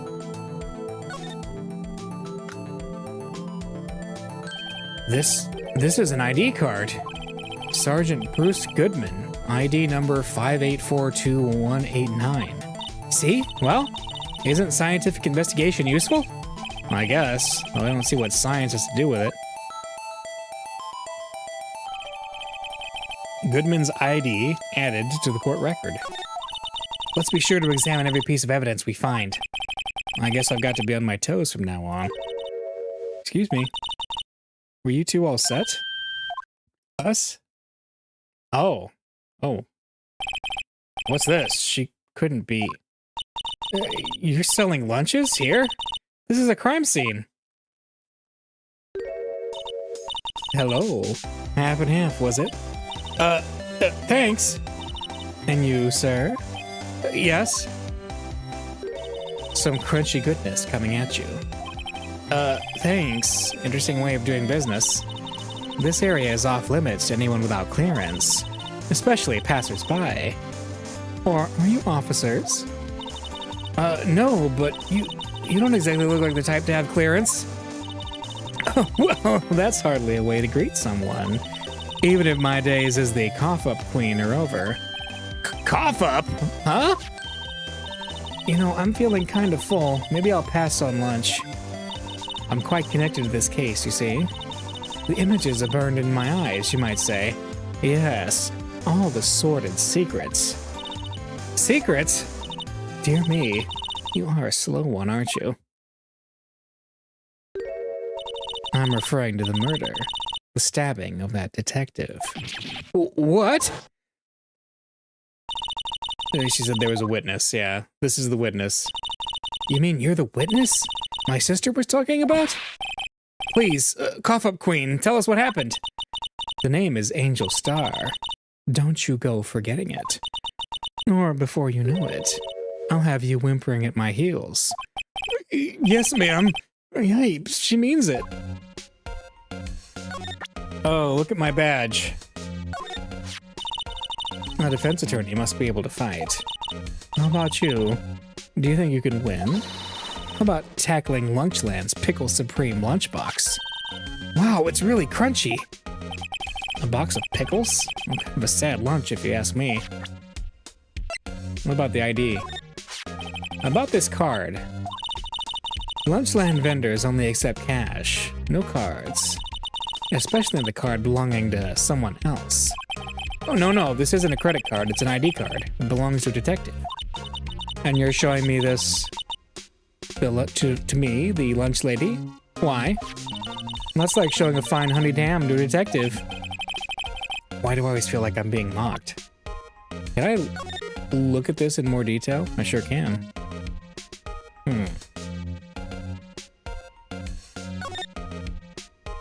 A name and ID number are written here. Sergeant Bruce Goodman, ID number 5842189. I wonder why they only use numbers for IDs. Well, what else would they use? Letters, silly. They're the reason we have a written language in the first place. True. Sergeant Bruce Goodwin, ID YABADAB. See? Wouldn't that be better? Yabba-dab? Well, it does have a certain ring to it. Exactly my point. It doesn't take much to amuse her. Yabba-dab, huh? Alright. Well, let's... can I look at my attorney's badge? Oh, look at that. It's so pretty. What's this? So this is what the back of the badge looks like. I always thought it had a safety pin. Each badge has a number carved into it. That way you can tell which attorney it belongs to. You mean you couldn't lend your badge to anyone? No, I'd be found out right away. Well, that's no fun. 26381 is Phoenix's number, apparently. What's this say? So this is what the back of the badge looks like. I always thought it had a safety pin. Oh, never mind. It's the same thing. Okay. So, no matter what, it's the same conversation. Okay. Well, let's talk to Miss Angel Star. Somehow, I knew. Aha, welcome.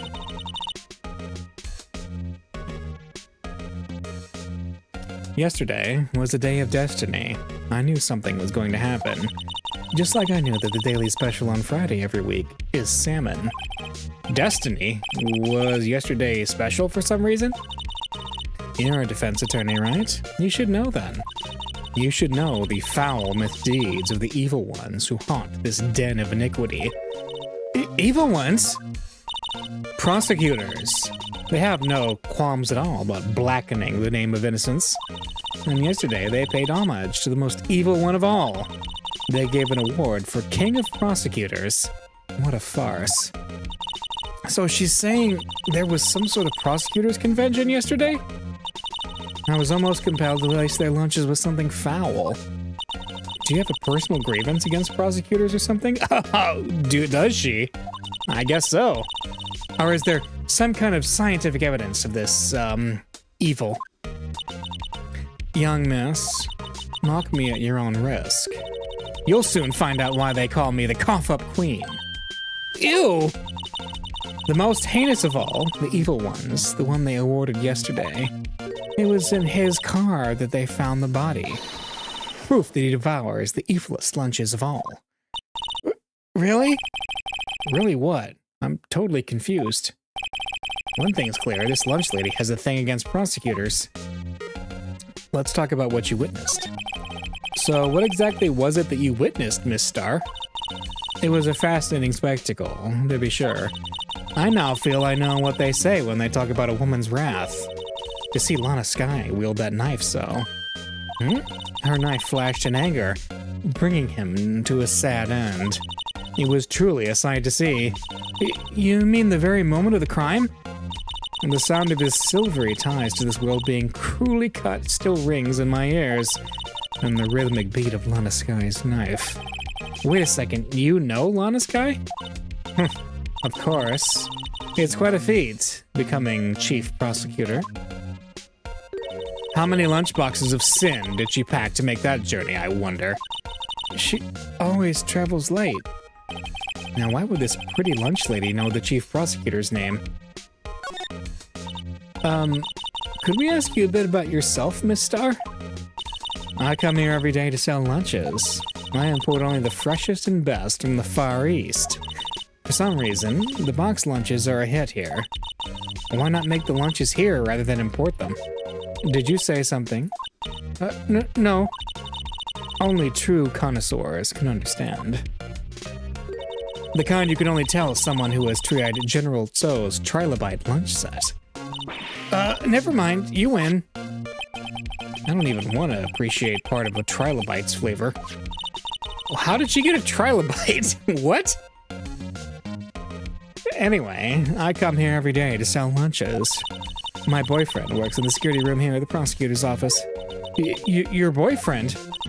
See the security room over there? The glass-walled booth? I sell my lunches, and since I'm here anyway, I drop in to see him. Since you're here anyway, well, I guess selling lunches is more important than romance.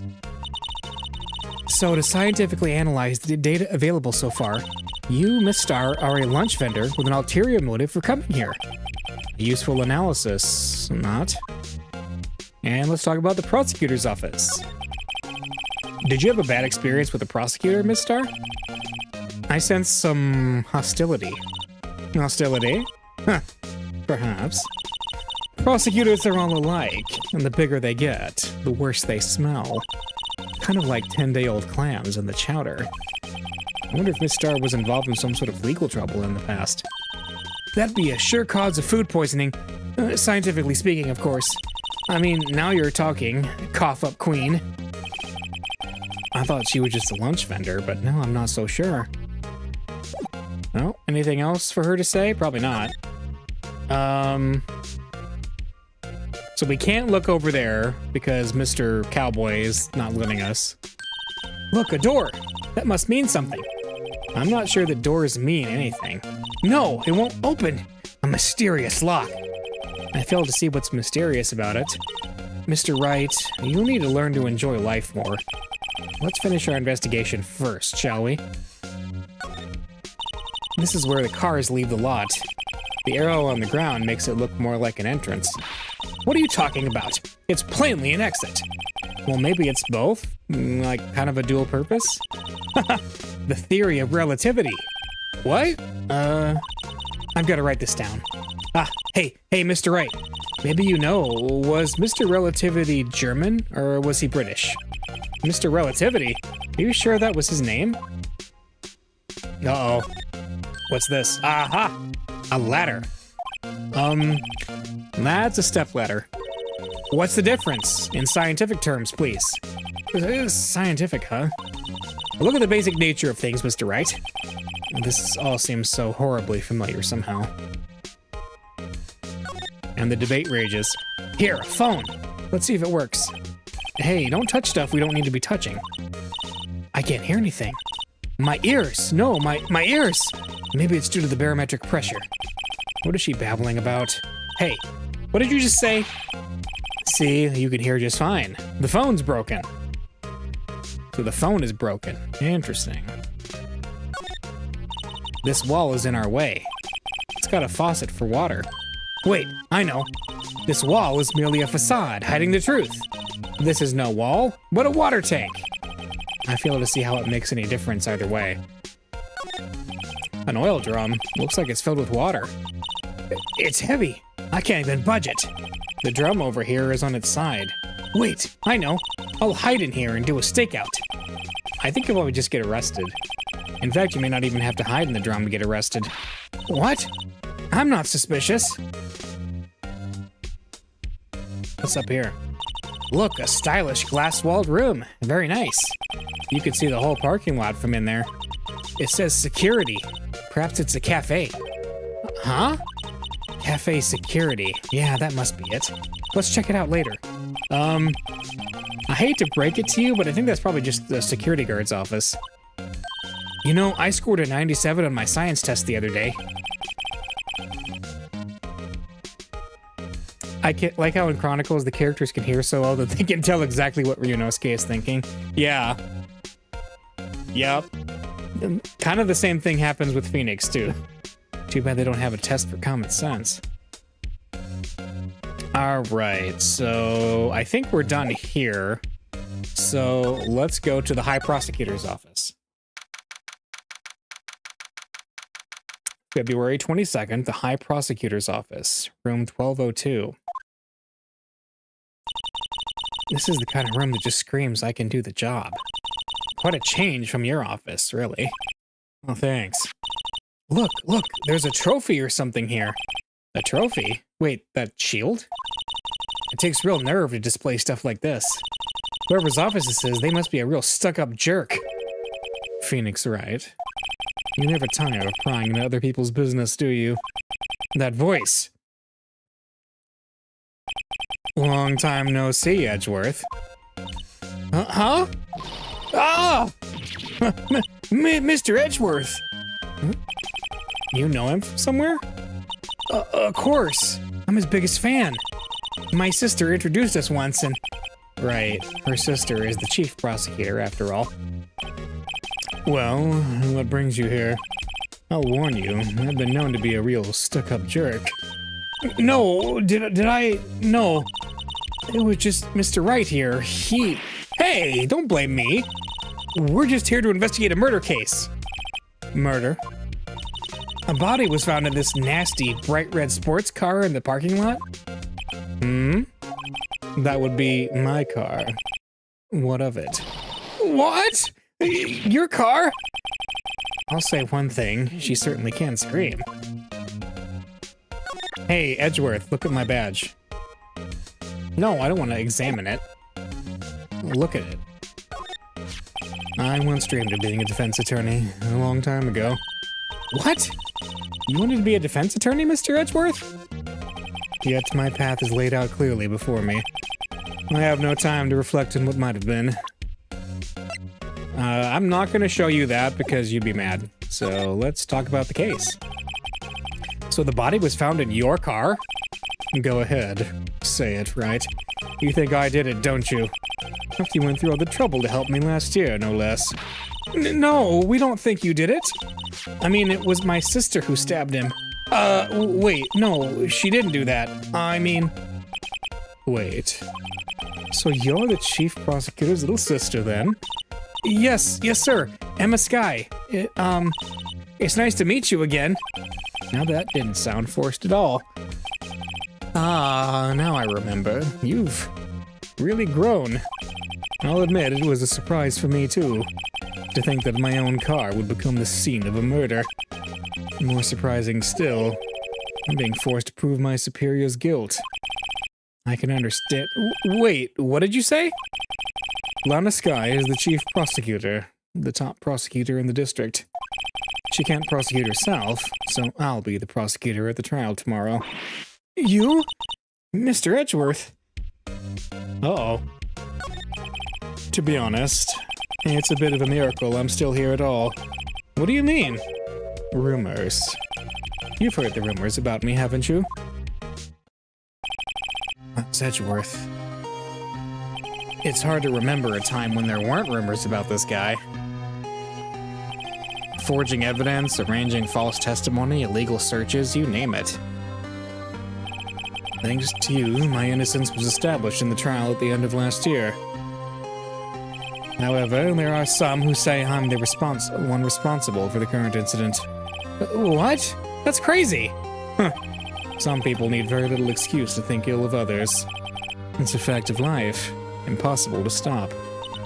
But some of them even go so far as to present me with toys like this. I think it's funny. Toys? That bronze shield? There's gotta be a story behind that one. Chief Prosecutor Skye? Oh yes. We first worked together on a case 2 years ago. It was my first big case. That's right, I remember. 2 years ago. I wasn't even a lawyer yet. But since then, I always felt that she was looking out for me. It appears I was mistaken. Mistaken? Why? I mean, I know she's not the warmest person, but I'm sure she felt some responsibility for you. Then why? Why did she stab someone in the trunk of my car? And not only that, she stabbed it with my knife. What?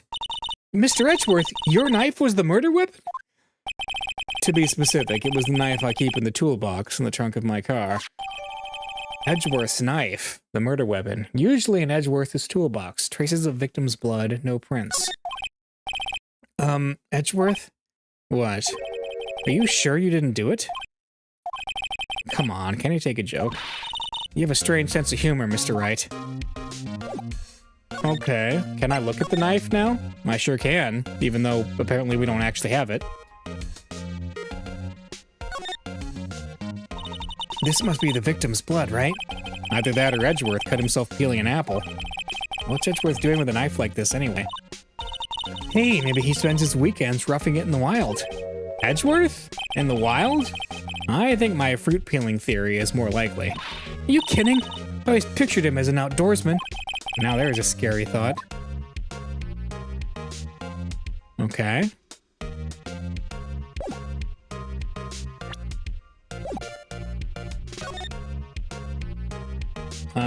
Let's look at this. I've been wondering, what the heck is this? It has a big K on it. Prosecutors. Huh? What's that? It's the King of Prosecutors trophy. King of Prosecutors? It's a great honor. I send that shield to the best prosecutor each year. What? So? So that K, that's... K stands for king? Yeah, you got a problem with that? I didn't design the thing. King of Prosecutors, kind of like Employee of the Month, only better? The King of Prosecutors trophy, given to Edgeworth, the King of Prosecutors, at the PD on the day of the murder. He's the King of Prosecutors. Oh, can I look at it again? So that's the King of Prosecutors shield, huh? Well done, Edgeworth. You must be proud to be the King of Prosecutors. Congratulations, King of Prosecutors! Please stop saying that. It still doesn't explain one thing. Why is the tip of this shield broken off? That's a good question. And what's this? Wow, this jacket is even lacier than his usual ones. This must be his lucky trial jacket. Lucky jacket, right. I've never seen him wear it. I'm sure there's a story behind why it's in a frame. Maybe I'll be naughty and take a picture. She's getting way too excited about this. And what's this? My, what an amazing bouquet. Just right for Mr. Edgeworth. I like how the prosecutor's trophy is a shield which is used. Yeah, that's a good question, a good point. Like, why exactly is that? No kidding. Hey, there's a card on it. Back from the dead, Wendy. Wendy? I've heard that name somewhere before. And beside it, a giant steel samurai. Wow, I want one. Huh? There's something written on the bottom of this foot. Between a rock and a hard place. Wendy. Wendy? Is she Mr. Edgeworth's fiancée? I don't think so. Oh, cute. What a pretty tea set. I go for the instant tea bags myself more. Amazing. The drawer below is filled with packets of tea leaves. They're all sorted by place of origin and flavor. Look at this royal blend. What an exquisitely splendid concoction. There's such a thing as taking a hobby too far. Chess set, too. Hey, a chessboard. I'm not too up on my chess, but it looks like blue's in a bit of a tight spot. The red knights have surrounded the blue pawn. Huh? Those horses are mounted knights. Their swords have really sharp edges. And check out that poor pawn. His head is kind of spiky. Ooh, it kind of reminds me of you. Mr. Edgeworth must be an avid chess player. Oh, what's wrong, Mr. Wright? Edges surrounding a pawn with spiky hair. Nah, it's nothing. Whoa, these are all case files? They're stacked up to the ceiling. There's even a ladder. Odd. I thought Edgeworth wasn't good with heights. He must have someone get them for him. Strange. Why did I just picture Detective Gumshoe? He must study these cases reports so closely. He's so cool. You wouldn't say that if you saw him sweating bullets up on that ladder. And then there's his desk.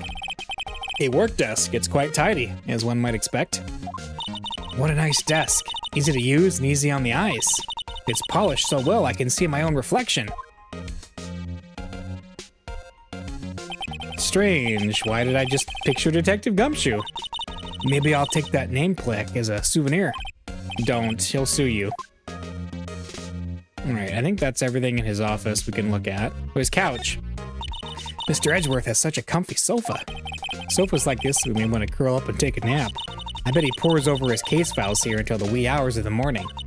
Then he takes off his jacket, rolls up his sleeves, and goes to sleep using his arms as a pillow.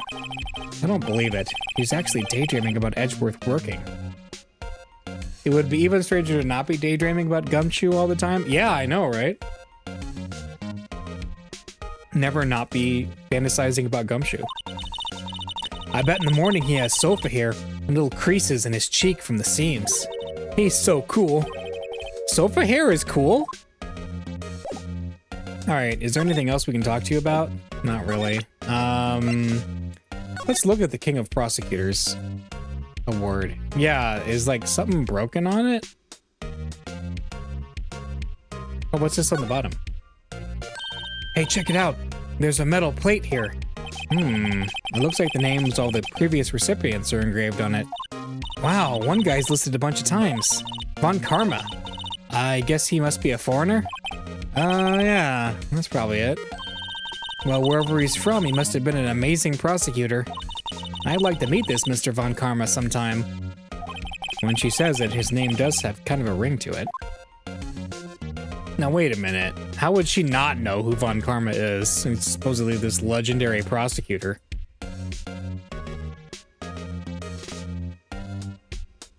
Particularly because she knows about the Edgeworth case and he was the culprit?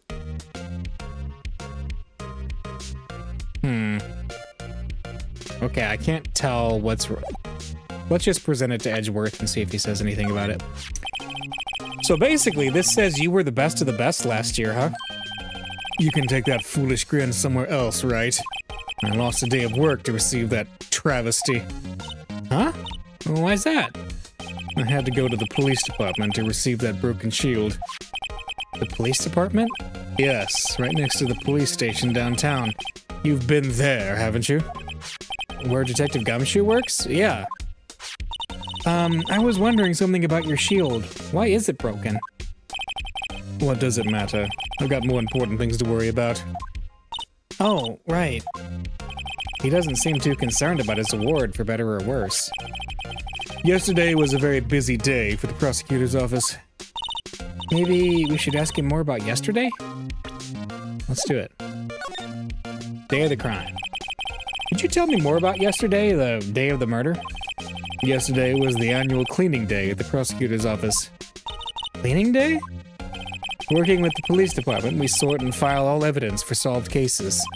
We call it evidence transferal. Wiping your hands of old cases, in other words. Oh, and another thing. A ceremony was held at the police department. There's an annual review and awards for outstanding police officers and prosecutors. And that's when you got the shield? I was at the police department yesterday afternoon, and I got back here at 5:12. That's very precise. People like myself and Mr. Edgeworth pride ourselves in our precision, Mr. Wright. No, I place little faith in my memory. The only thing I trust is some solid evidence. Edgeworth's parking stub, added to the court record. Okay, so we entered the lot at 5:12 p.m. This is the parking stub from the underground lot. The murder took place around 5:15. So the murder happened right after you got back. What, right? I'd appreciate it if you'd direct that suspicious glare elsewhere.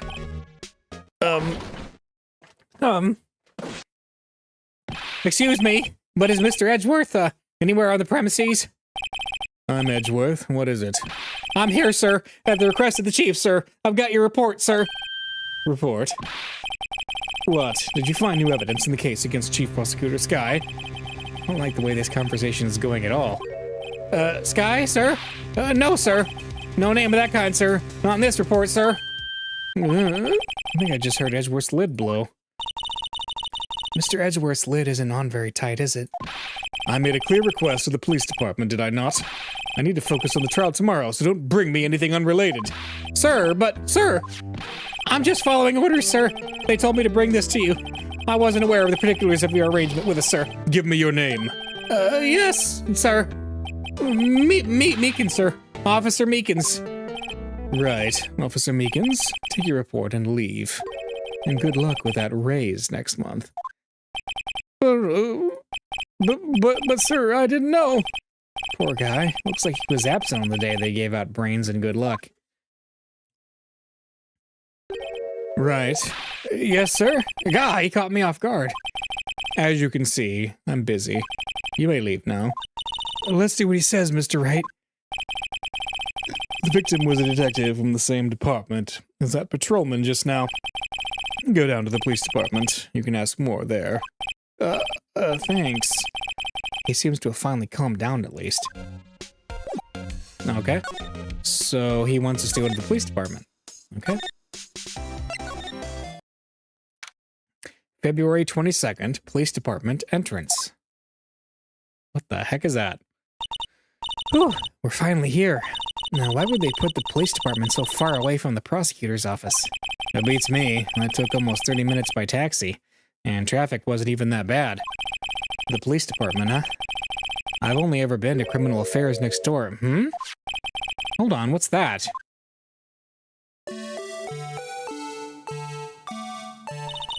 Disturbing. Why does it undulate like that? Oh wait, I know. This is the Blue Badger. They're trying to make him the police mascot. Wow, Mr. Wright. You sure know a lot about the police. Still, he does seem familiar somehow. Forget the Blue Badger. Who's that next to him? Someone appears to be dancing with the Blue Badger. Uh-oh, he noticed me. He sure is running over here fast. Hey, pal. What are you doing here? That's my line, Detective Gumshoe. Specifically, why were you dancing over there? What? Well, at least he doesn't seem to be busy. This is our chance to get information. Hey! I'll have you know I'm a very busy man, pal. Let's see, let's talk about the case. I'll give you one word of advice, pal. You'd better not agree to defend the suspect in this case. Oh, why not? Huh? Well, it's just that the chief prosecutor has confessed to the crime. She says she summoned the detective to the prosecutor's office and she killed him. But what if she's not telling the truth? Yes, well, no. Come on, pal. There's plenty of evidence against her. But what if the evidence was fake? Hey, pal. Can I speak to you for a second? Huh? Me? Why is this little girl so peeved at me? She's a relative of the suspect. She's Lana Skye's sister. Whoa! The chief prosecutor's little sister? Just please investigate this case carefully, okay? Scientifically. Yes, sir. Oh, and by the way, You might want to keep your voices down. you don't want to be overheard using words like faked. Huh? It's a sensitive issue with us these days. Alright. So, what are you doing here, Detective Gumshoe? Me? Well, nothing really. They kicked me out of criminal affairs. Detective Gumshoe, what did you do this time? What do you mean this time? Then, what happened? I know things are busy right now. I mean, with my sister's case and all. It's true. We've never had a chief prosecutor murder anyone before. Only the highest ranked people are being led into criminal affairs now. The lowest ranking guy in there is our chief of detectives. Not letting any of us rank and file detectives in at all. None of you? I know this is an important trial, but isn't that a little odd? So anyway, I thought I'd spend the day getting the badger dance down pat. Isn't there anything else you could be doing? The chief of police himself is directing this investigation, pal. And Officer Marshall was assigned to the underground parking lot. Officer Marshall? Now that I think about it, Emma did seem to know that Marshall guy. A patrolman in charge of a crime scene. It's unheard of, pal. That is interesting. What can you tell me about the King of Prosecutors? Hey, that's it. That's the King of Prosecutors award that Mr. Edgeworth got yesterday. Were you at the awards ceremony, Detective Gumshoe? Of course, pal. I got an award for diligence myself. Congratulations. I was wondering, why is the award a shield? And why is it broken? Oh, there's a reason. I'll tell you what it is later. Apparently he's forgotten. But I was proud of Mr. Edgeworth for winning that award. Even with all the naysayers in the prosecutor's office. Naysayers? Must be because of the rumors. What about the knife? Found in Mr. Edgeworth's car, stabbed with Mr. Edgeworth's knife? Huh. What would drive Chief Prosecutor Skye to do such a thing? Wait, I didn't mean... I mean, sure, of course, someone else really did it. Someone who must have a grudge against Mr. Edgeworth. The car and the knife do seem a little too well organized to be a coincidence. Poor Mr. Edgeworth. What could have happened? We have to find out a little more about what's going on with Edgeworth. What about the ID? Detective Gumshoe, what can you tell me about this? Huh? Hey, pal. This is a detective's ID card. You can't just keep that and turn it into the police. There's people like you that get me into so much trouble all the time. Meaning Detective Gumshoe must drop his card a lot. Well, let's see. Bruce Goodman. Goodman. Sounds familiar. Oh, nah, my mistake. But didn't you work together with him in criminal affairs? Whoa! Well, now I remember! Bruce Goodman. He's the victim. That's what I thought. Can you tell us more, Detective Gumshoe? Yeah, let's talk more. But first, look at my attorney's badge. Detective, here's my attorney's badge. You show this to me every time we meet, pal. Real men show their police badge. Enough said. I wish I had a badge. Even an ID card would be nice. Wait. Speaking of ID cards, I found the detective's card, didn't I? Oh yeah. So we got a clue as to that. Let's talk about Bruce Goodman. So this ID card belonged to the victim? He was the detective like myself, Detective Bruce Goodman. Don't you think it's strange? I mean, why would the victim's ID card be lying on the ground when we found it? Well, Detective Goodman should have been at the police department yesterday. There was an evidence transfer for a case he handled 2 years ago. Evidence transfer? Mr. Edgeworth mentioned that too. But Detective Goodman was killed at the prosecutor's office. Well, that's the thing. It's hard to say this, but word is that Chief Prosecutor Sky called him out there to the parking lot. And Lana's confessing as much. Let's talk about Edgeworth's troubles. He's in a tough spot again. Again?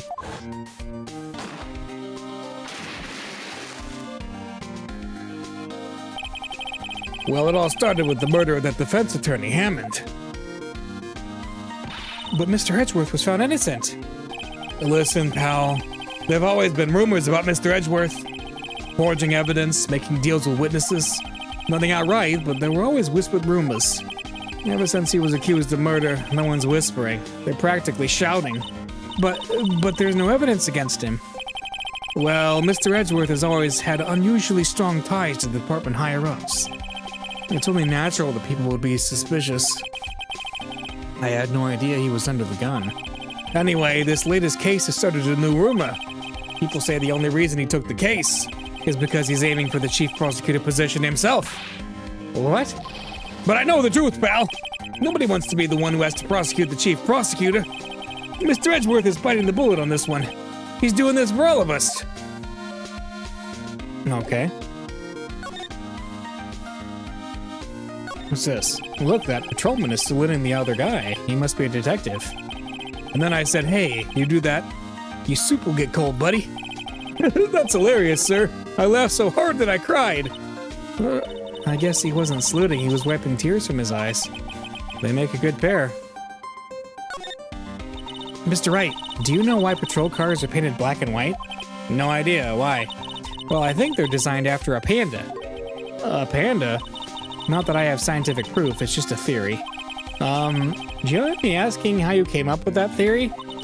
It was when I was on a school trip. I saw a patrol car and it came to me. We had just been at the zoo, see? Well, what about zebras? Or did they not have those at your zoo? What's this? The banner here is announcing the crime-fighting campaign. A nice slogan. I wonder if they'll be selling fingerprinting sets. I don't think it's that kind of campaign. What family wouldn't want a set at home? It's good for finding out who snuck into the cookie jar. I think most families can figure that out without the extra help. I always get excited when I come to a police station. Why is that? It just feels like I've jumped into a movie. Huh? You know, with all the police and criminals? Well, I don't know if this is all that exciting. Sure it is. Look at those two officers over there.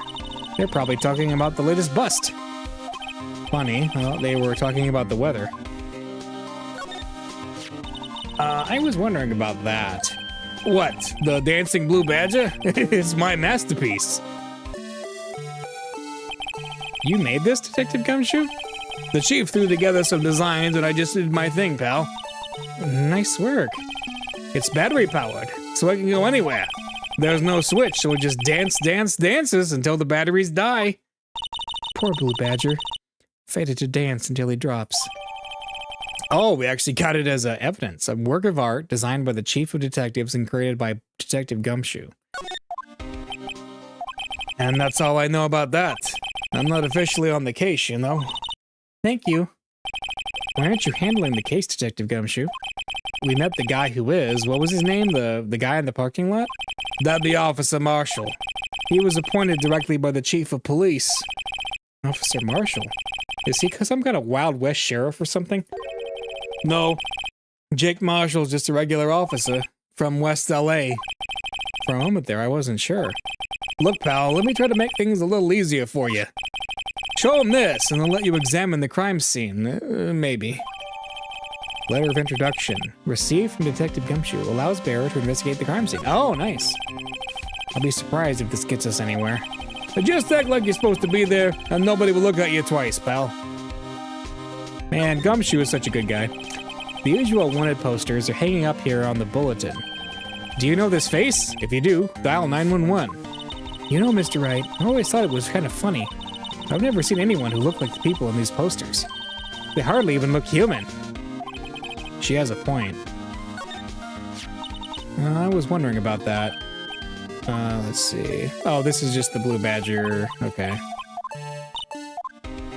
We got that. All right. What about the front door? The detectives in there look pretty busy. Just imagine, right now, behind those doors, a police drama in action. Somehow the thought fails to excite me. All right. Well, let's travel by map back to the parking lot. February 22nd, prosecutor's office, underground parking lot. Looks like the investigation is still going. I have to be getting back to the shop. Sorry. Looks like I'll be stuck in this pit till the sun sleeps. I'll see you in my dreams tonight then, baby. Oh, still here? Hello? Why the surprised looks? Didn't I mention? I've got a boyfriend in criminal affairs, too. What happened to the security guard? Hey, what's wrong, Bambina? You looking like a doggy that's lost its herd. Jake Marshall. Strange guy to put in charge of a crime scene. Here, let's give him the letter. Would you mind reading this for me? What's this? I warn you, fan letters go right into the spittoon. It's a letter of introduction from Detective Gumshoe. May we investigate? Gumshoe? Oh, that old cow dog? He holding a birthday party or something? Huh? Look, where it should say letter of introduction, it says invitation. Ah, I think he just miswrote it. Wait, why am I getting all defensive here? No worries. This proves it's from Detective Gumshoe better than a blood test. I guess I better let you in then. Thank you, Officer Marshall. Well, that's right. He's a patrolman, not a detective. Which reminds me. Hey, wait a sec. Isn't a crime scene supposed to be handled by a detective or higher? Well, folks, the clues are calling. Welcome to our gold strike. Be like the settler. Strike out for lands unknown. Manifest destiny. Let's have a hootenanny. Note to self. Police investigations are like settling land. Well, Mr. Wright, what do you say? I say I won't be needing this anymore. Detectives Gumshoe, letter of introduction, crumpled and discarded. Oh no. Can we talk about the king of prosecutors? Ah, a toy shield. Suits the boy well. What exactly could you shield with that? A toy knight, maybe? Officer Marshall, don't you have anything good to say about Mr. Edgeworth? You don't like him, right? We get the point. You know, when I was a detective, I got one of these. Let me guess. Did it have a K for King of Detectives on it? Hey, they could use the same shield over and over. Note to self. The prosecutor's office and criminal affairs are surprisingly cheap. You know it. They've got it cheaper with every passing year, I tell you. The knife. All right, compadre. Count to 3. Huh? You gotta do that if you're gonna draw evidence on someone. That's what we do in Texas. Remind me never to visit Texas. What about the ID? What's that? Some sort of police passport? This is Detective Goodman's ID card, strangely enough. We found it a good distance away from the crime scene. Good distance in this rat hole? If you want distance, get yourself to Texas. Texas? This is a tiny little crime scene, in a tiny little town, with tiny little evidence. What difference does a few yards make, compadre? Note to self, if you encounter suspicious evidence, think of Texas. There's no better way to study than to hang out with the pros. What about my badge? I see your badge. Looks pretty round. Our badge is a star. A lone star, shining in the nighttime sky. A beam of light, illuminating evildoers who come in the dark of night.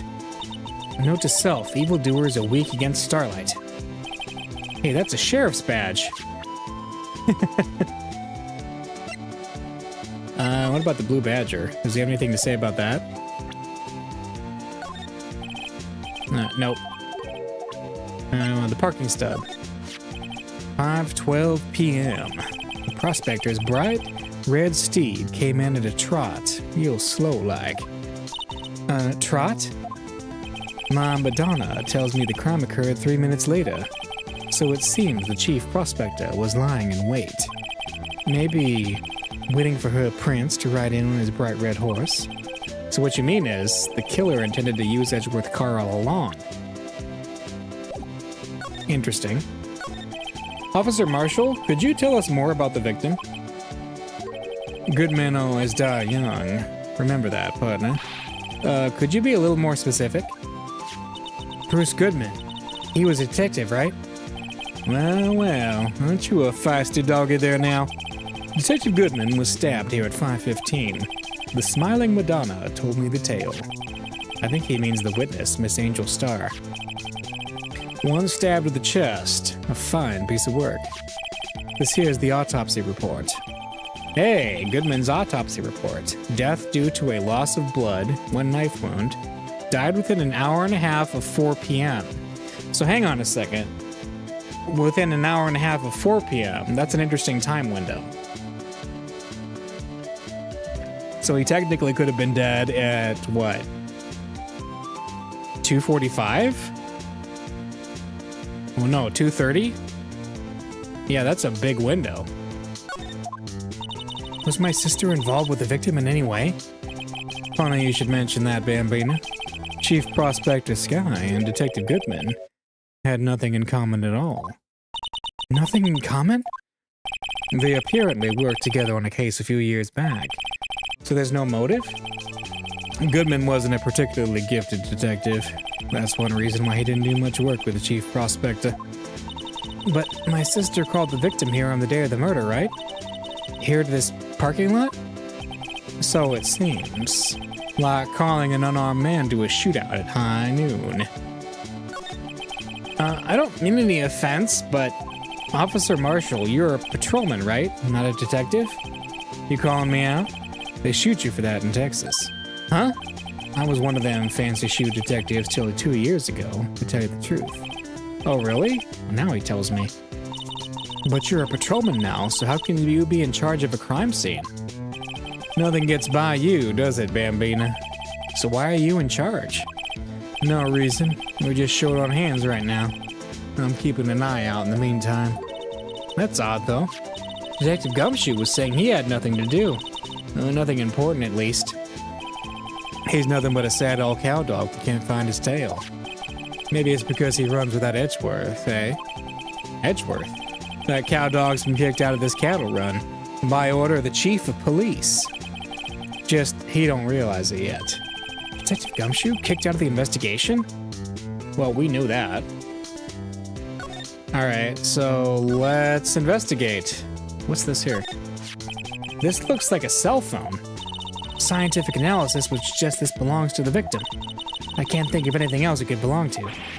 What's so scientific about that? Well, should we check it out? Yeah. Right, let's check it out. Oh, it's just automatically selecting it for me. So thank you. Let's pop it open. This phone's still on the redial screen. Redial? Mr. Wright, most phones keep a record of all the calls you've made and received. You just press the blue button to display the last number you called. Convenient, isn't it? I'm surprised you didn't know about it. Sorry to disappoint you, but even I know about things like redial. Huh? Oh, I'm sorry. It's just you never know with people from your generation. Whatever. Let's check this phone out.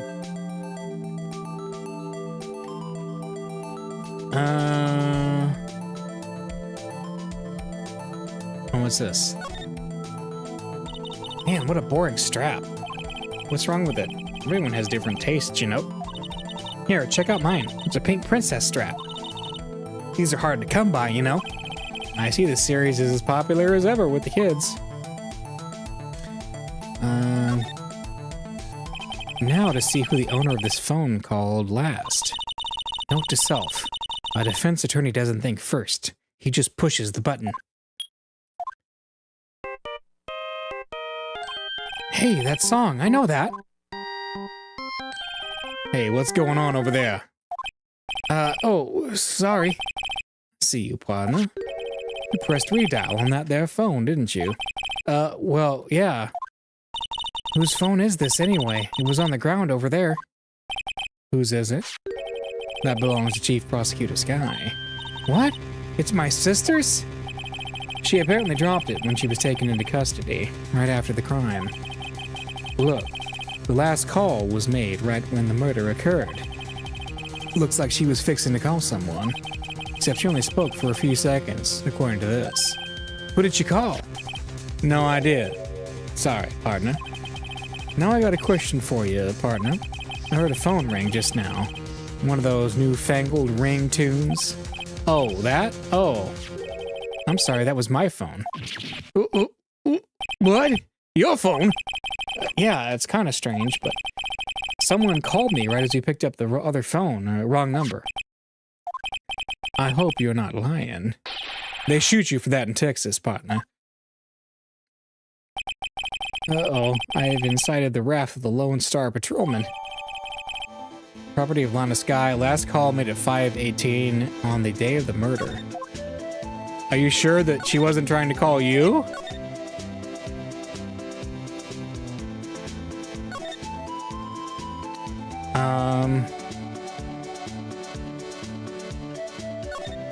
Let's try it again. There's no need to push this again. Oh, what's wrong? You look like I do during finals. Never mind, it's nothing. Oh, does he realize that it was calling him? It must be. Alright. This rope, is it? Yep. They laid it out in the outline of the victim's body. So wait, the victim must have died when the killer closed the trunk on him. You have got to be the only person I know that would come to that conclusion. What's this? A block. This area is reserved for prosecutors. Defense attorneys are relegated to B block. I dream of the day when I will be able to park my car here.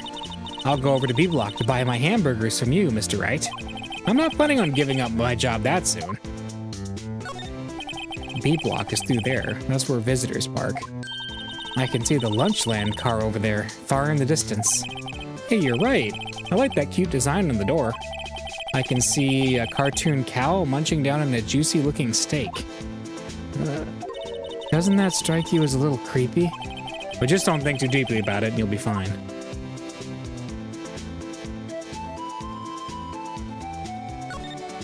This appears to be the car where the body was found. It looks like the lock on the trunk is busted. See, the crime took place at the prosecutor's office. The body was found in the trunk of my subordinate's car. So it's Edgeworth's car. Quite a luxury car. It just screams I have money to burn. Yeah, prosecutors get the big bucks. Anything else worth looking at? What's this? Looks like a note of some sort. Look, something's written on it. 675-12-2? You're right. Let's see. 6-7S 12-2. There's a name printed on the paper above that. Goodman. Maybe it fell out of his pocket when he was killed. Well, so? What does it mean, Mr. Wright? How am I supposed to know? Note to self. For detective reasoning, go to Edgeworth, not Wright. I'm sure Edgeworth wouldn't know what this means either. Okay. Is that everything we have to see? I guess so. Maybe, Mr. Marshall would know? Nope. He doesn't know anything. What about the phone? My sister's cell phone. The last time it was used was 5:18, right after Goodman was killed. Maybe she was canceling her date for the night. Why did Lana make that call? Good point. And then... So let's see. Name of the deceased, Bruce Goodman, 36-year-old male. Date and time of death, February 21st, between 4 p.m. and 5:30 p.m. Cause of death, loss of blood from a chest wound. Assessment, wound was caused by a 4.5-inch knife. A single stab wound was found.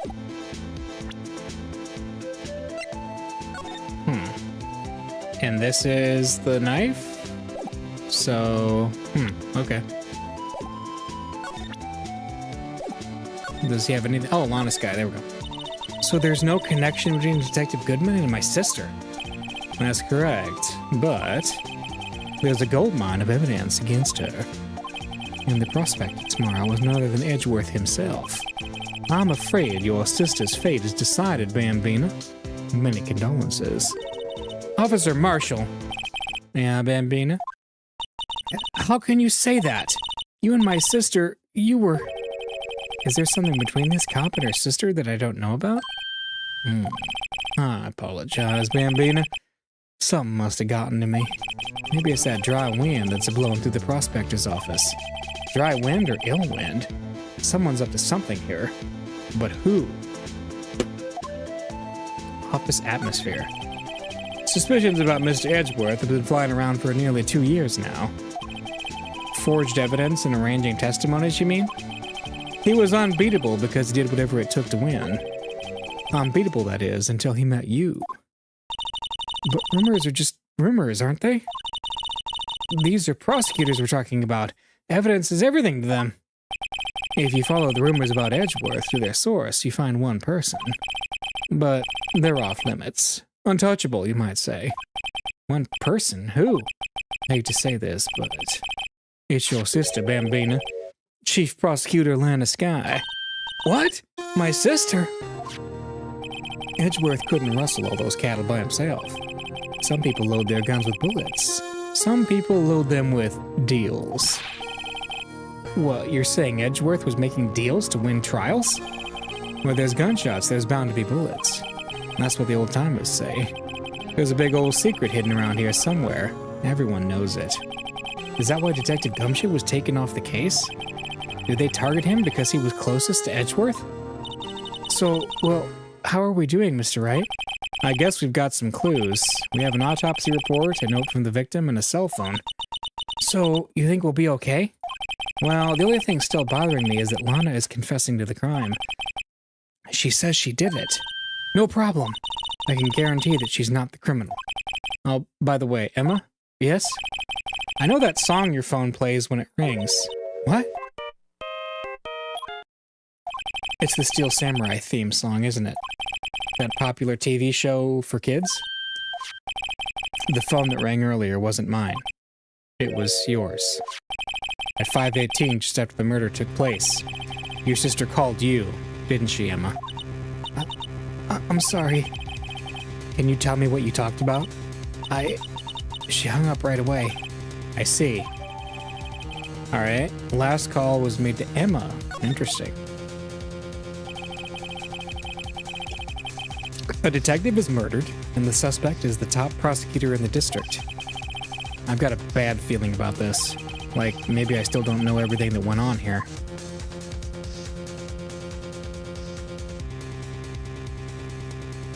Alright, this might actually be a good point to stop, so we can start the trial fresh next week. So I think we will do that. So I will go ahead and end the stream, and we will see you then.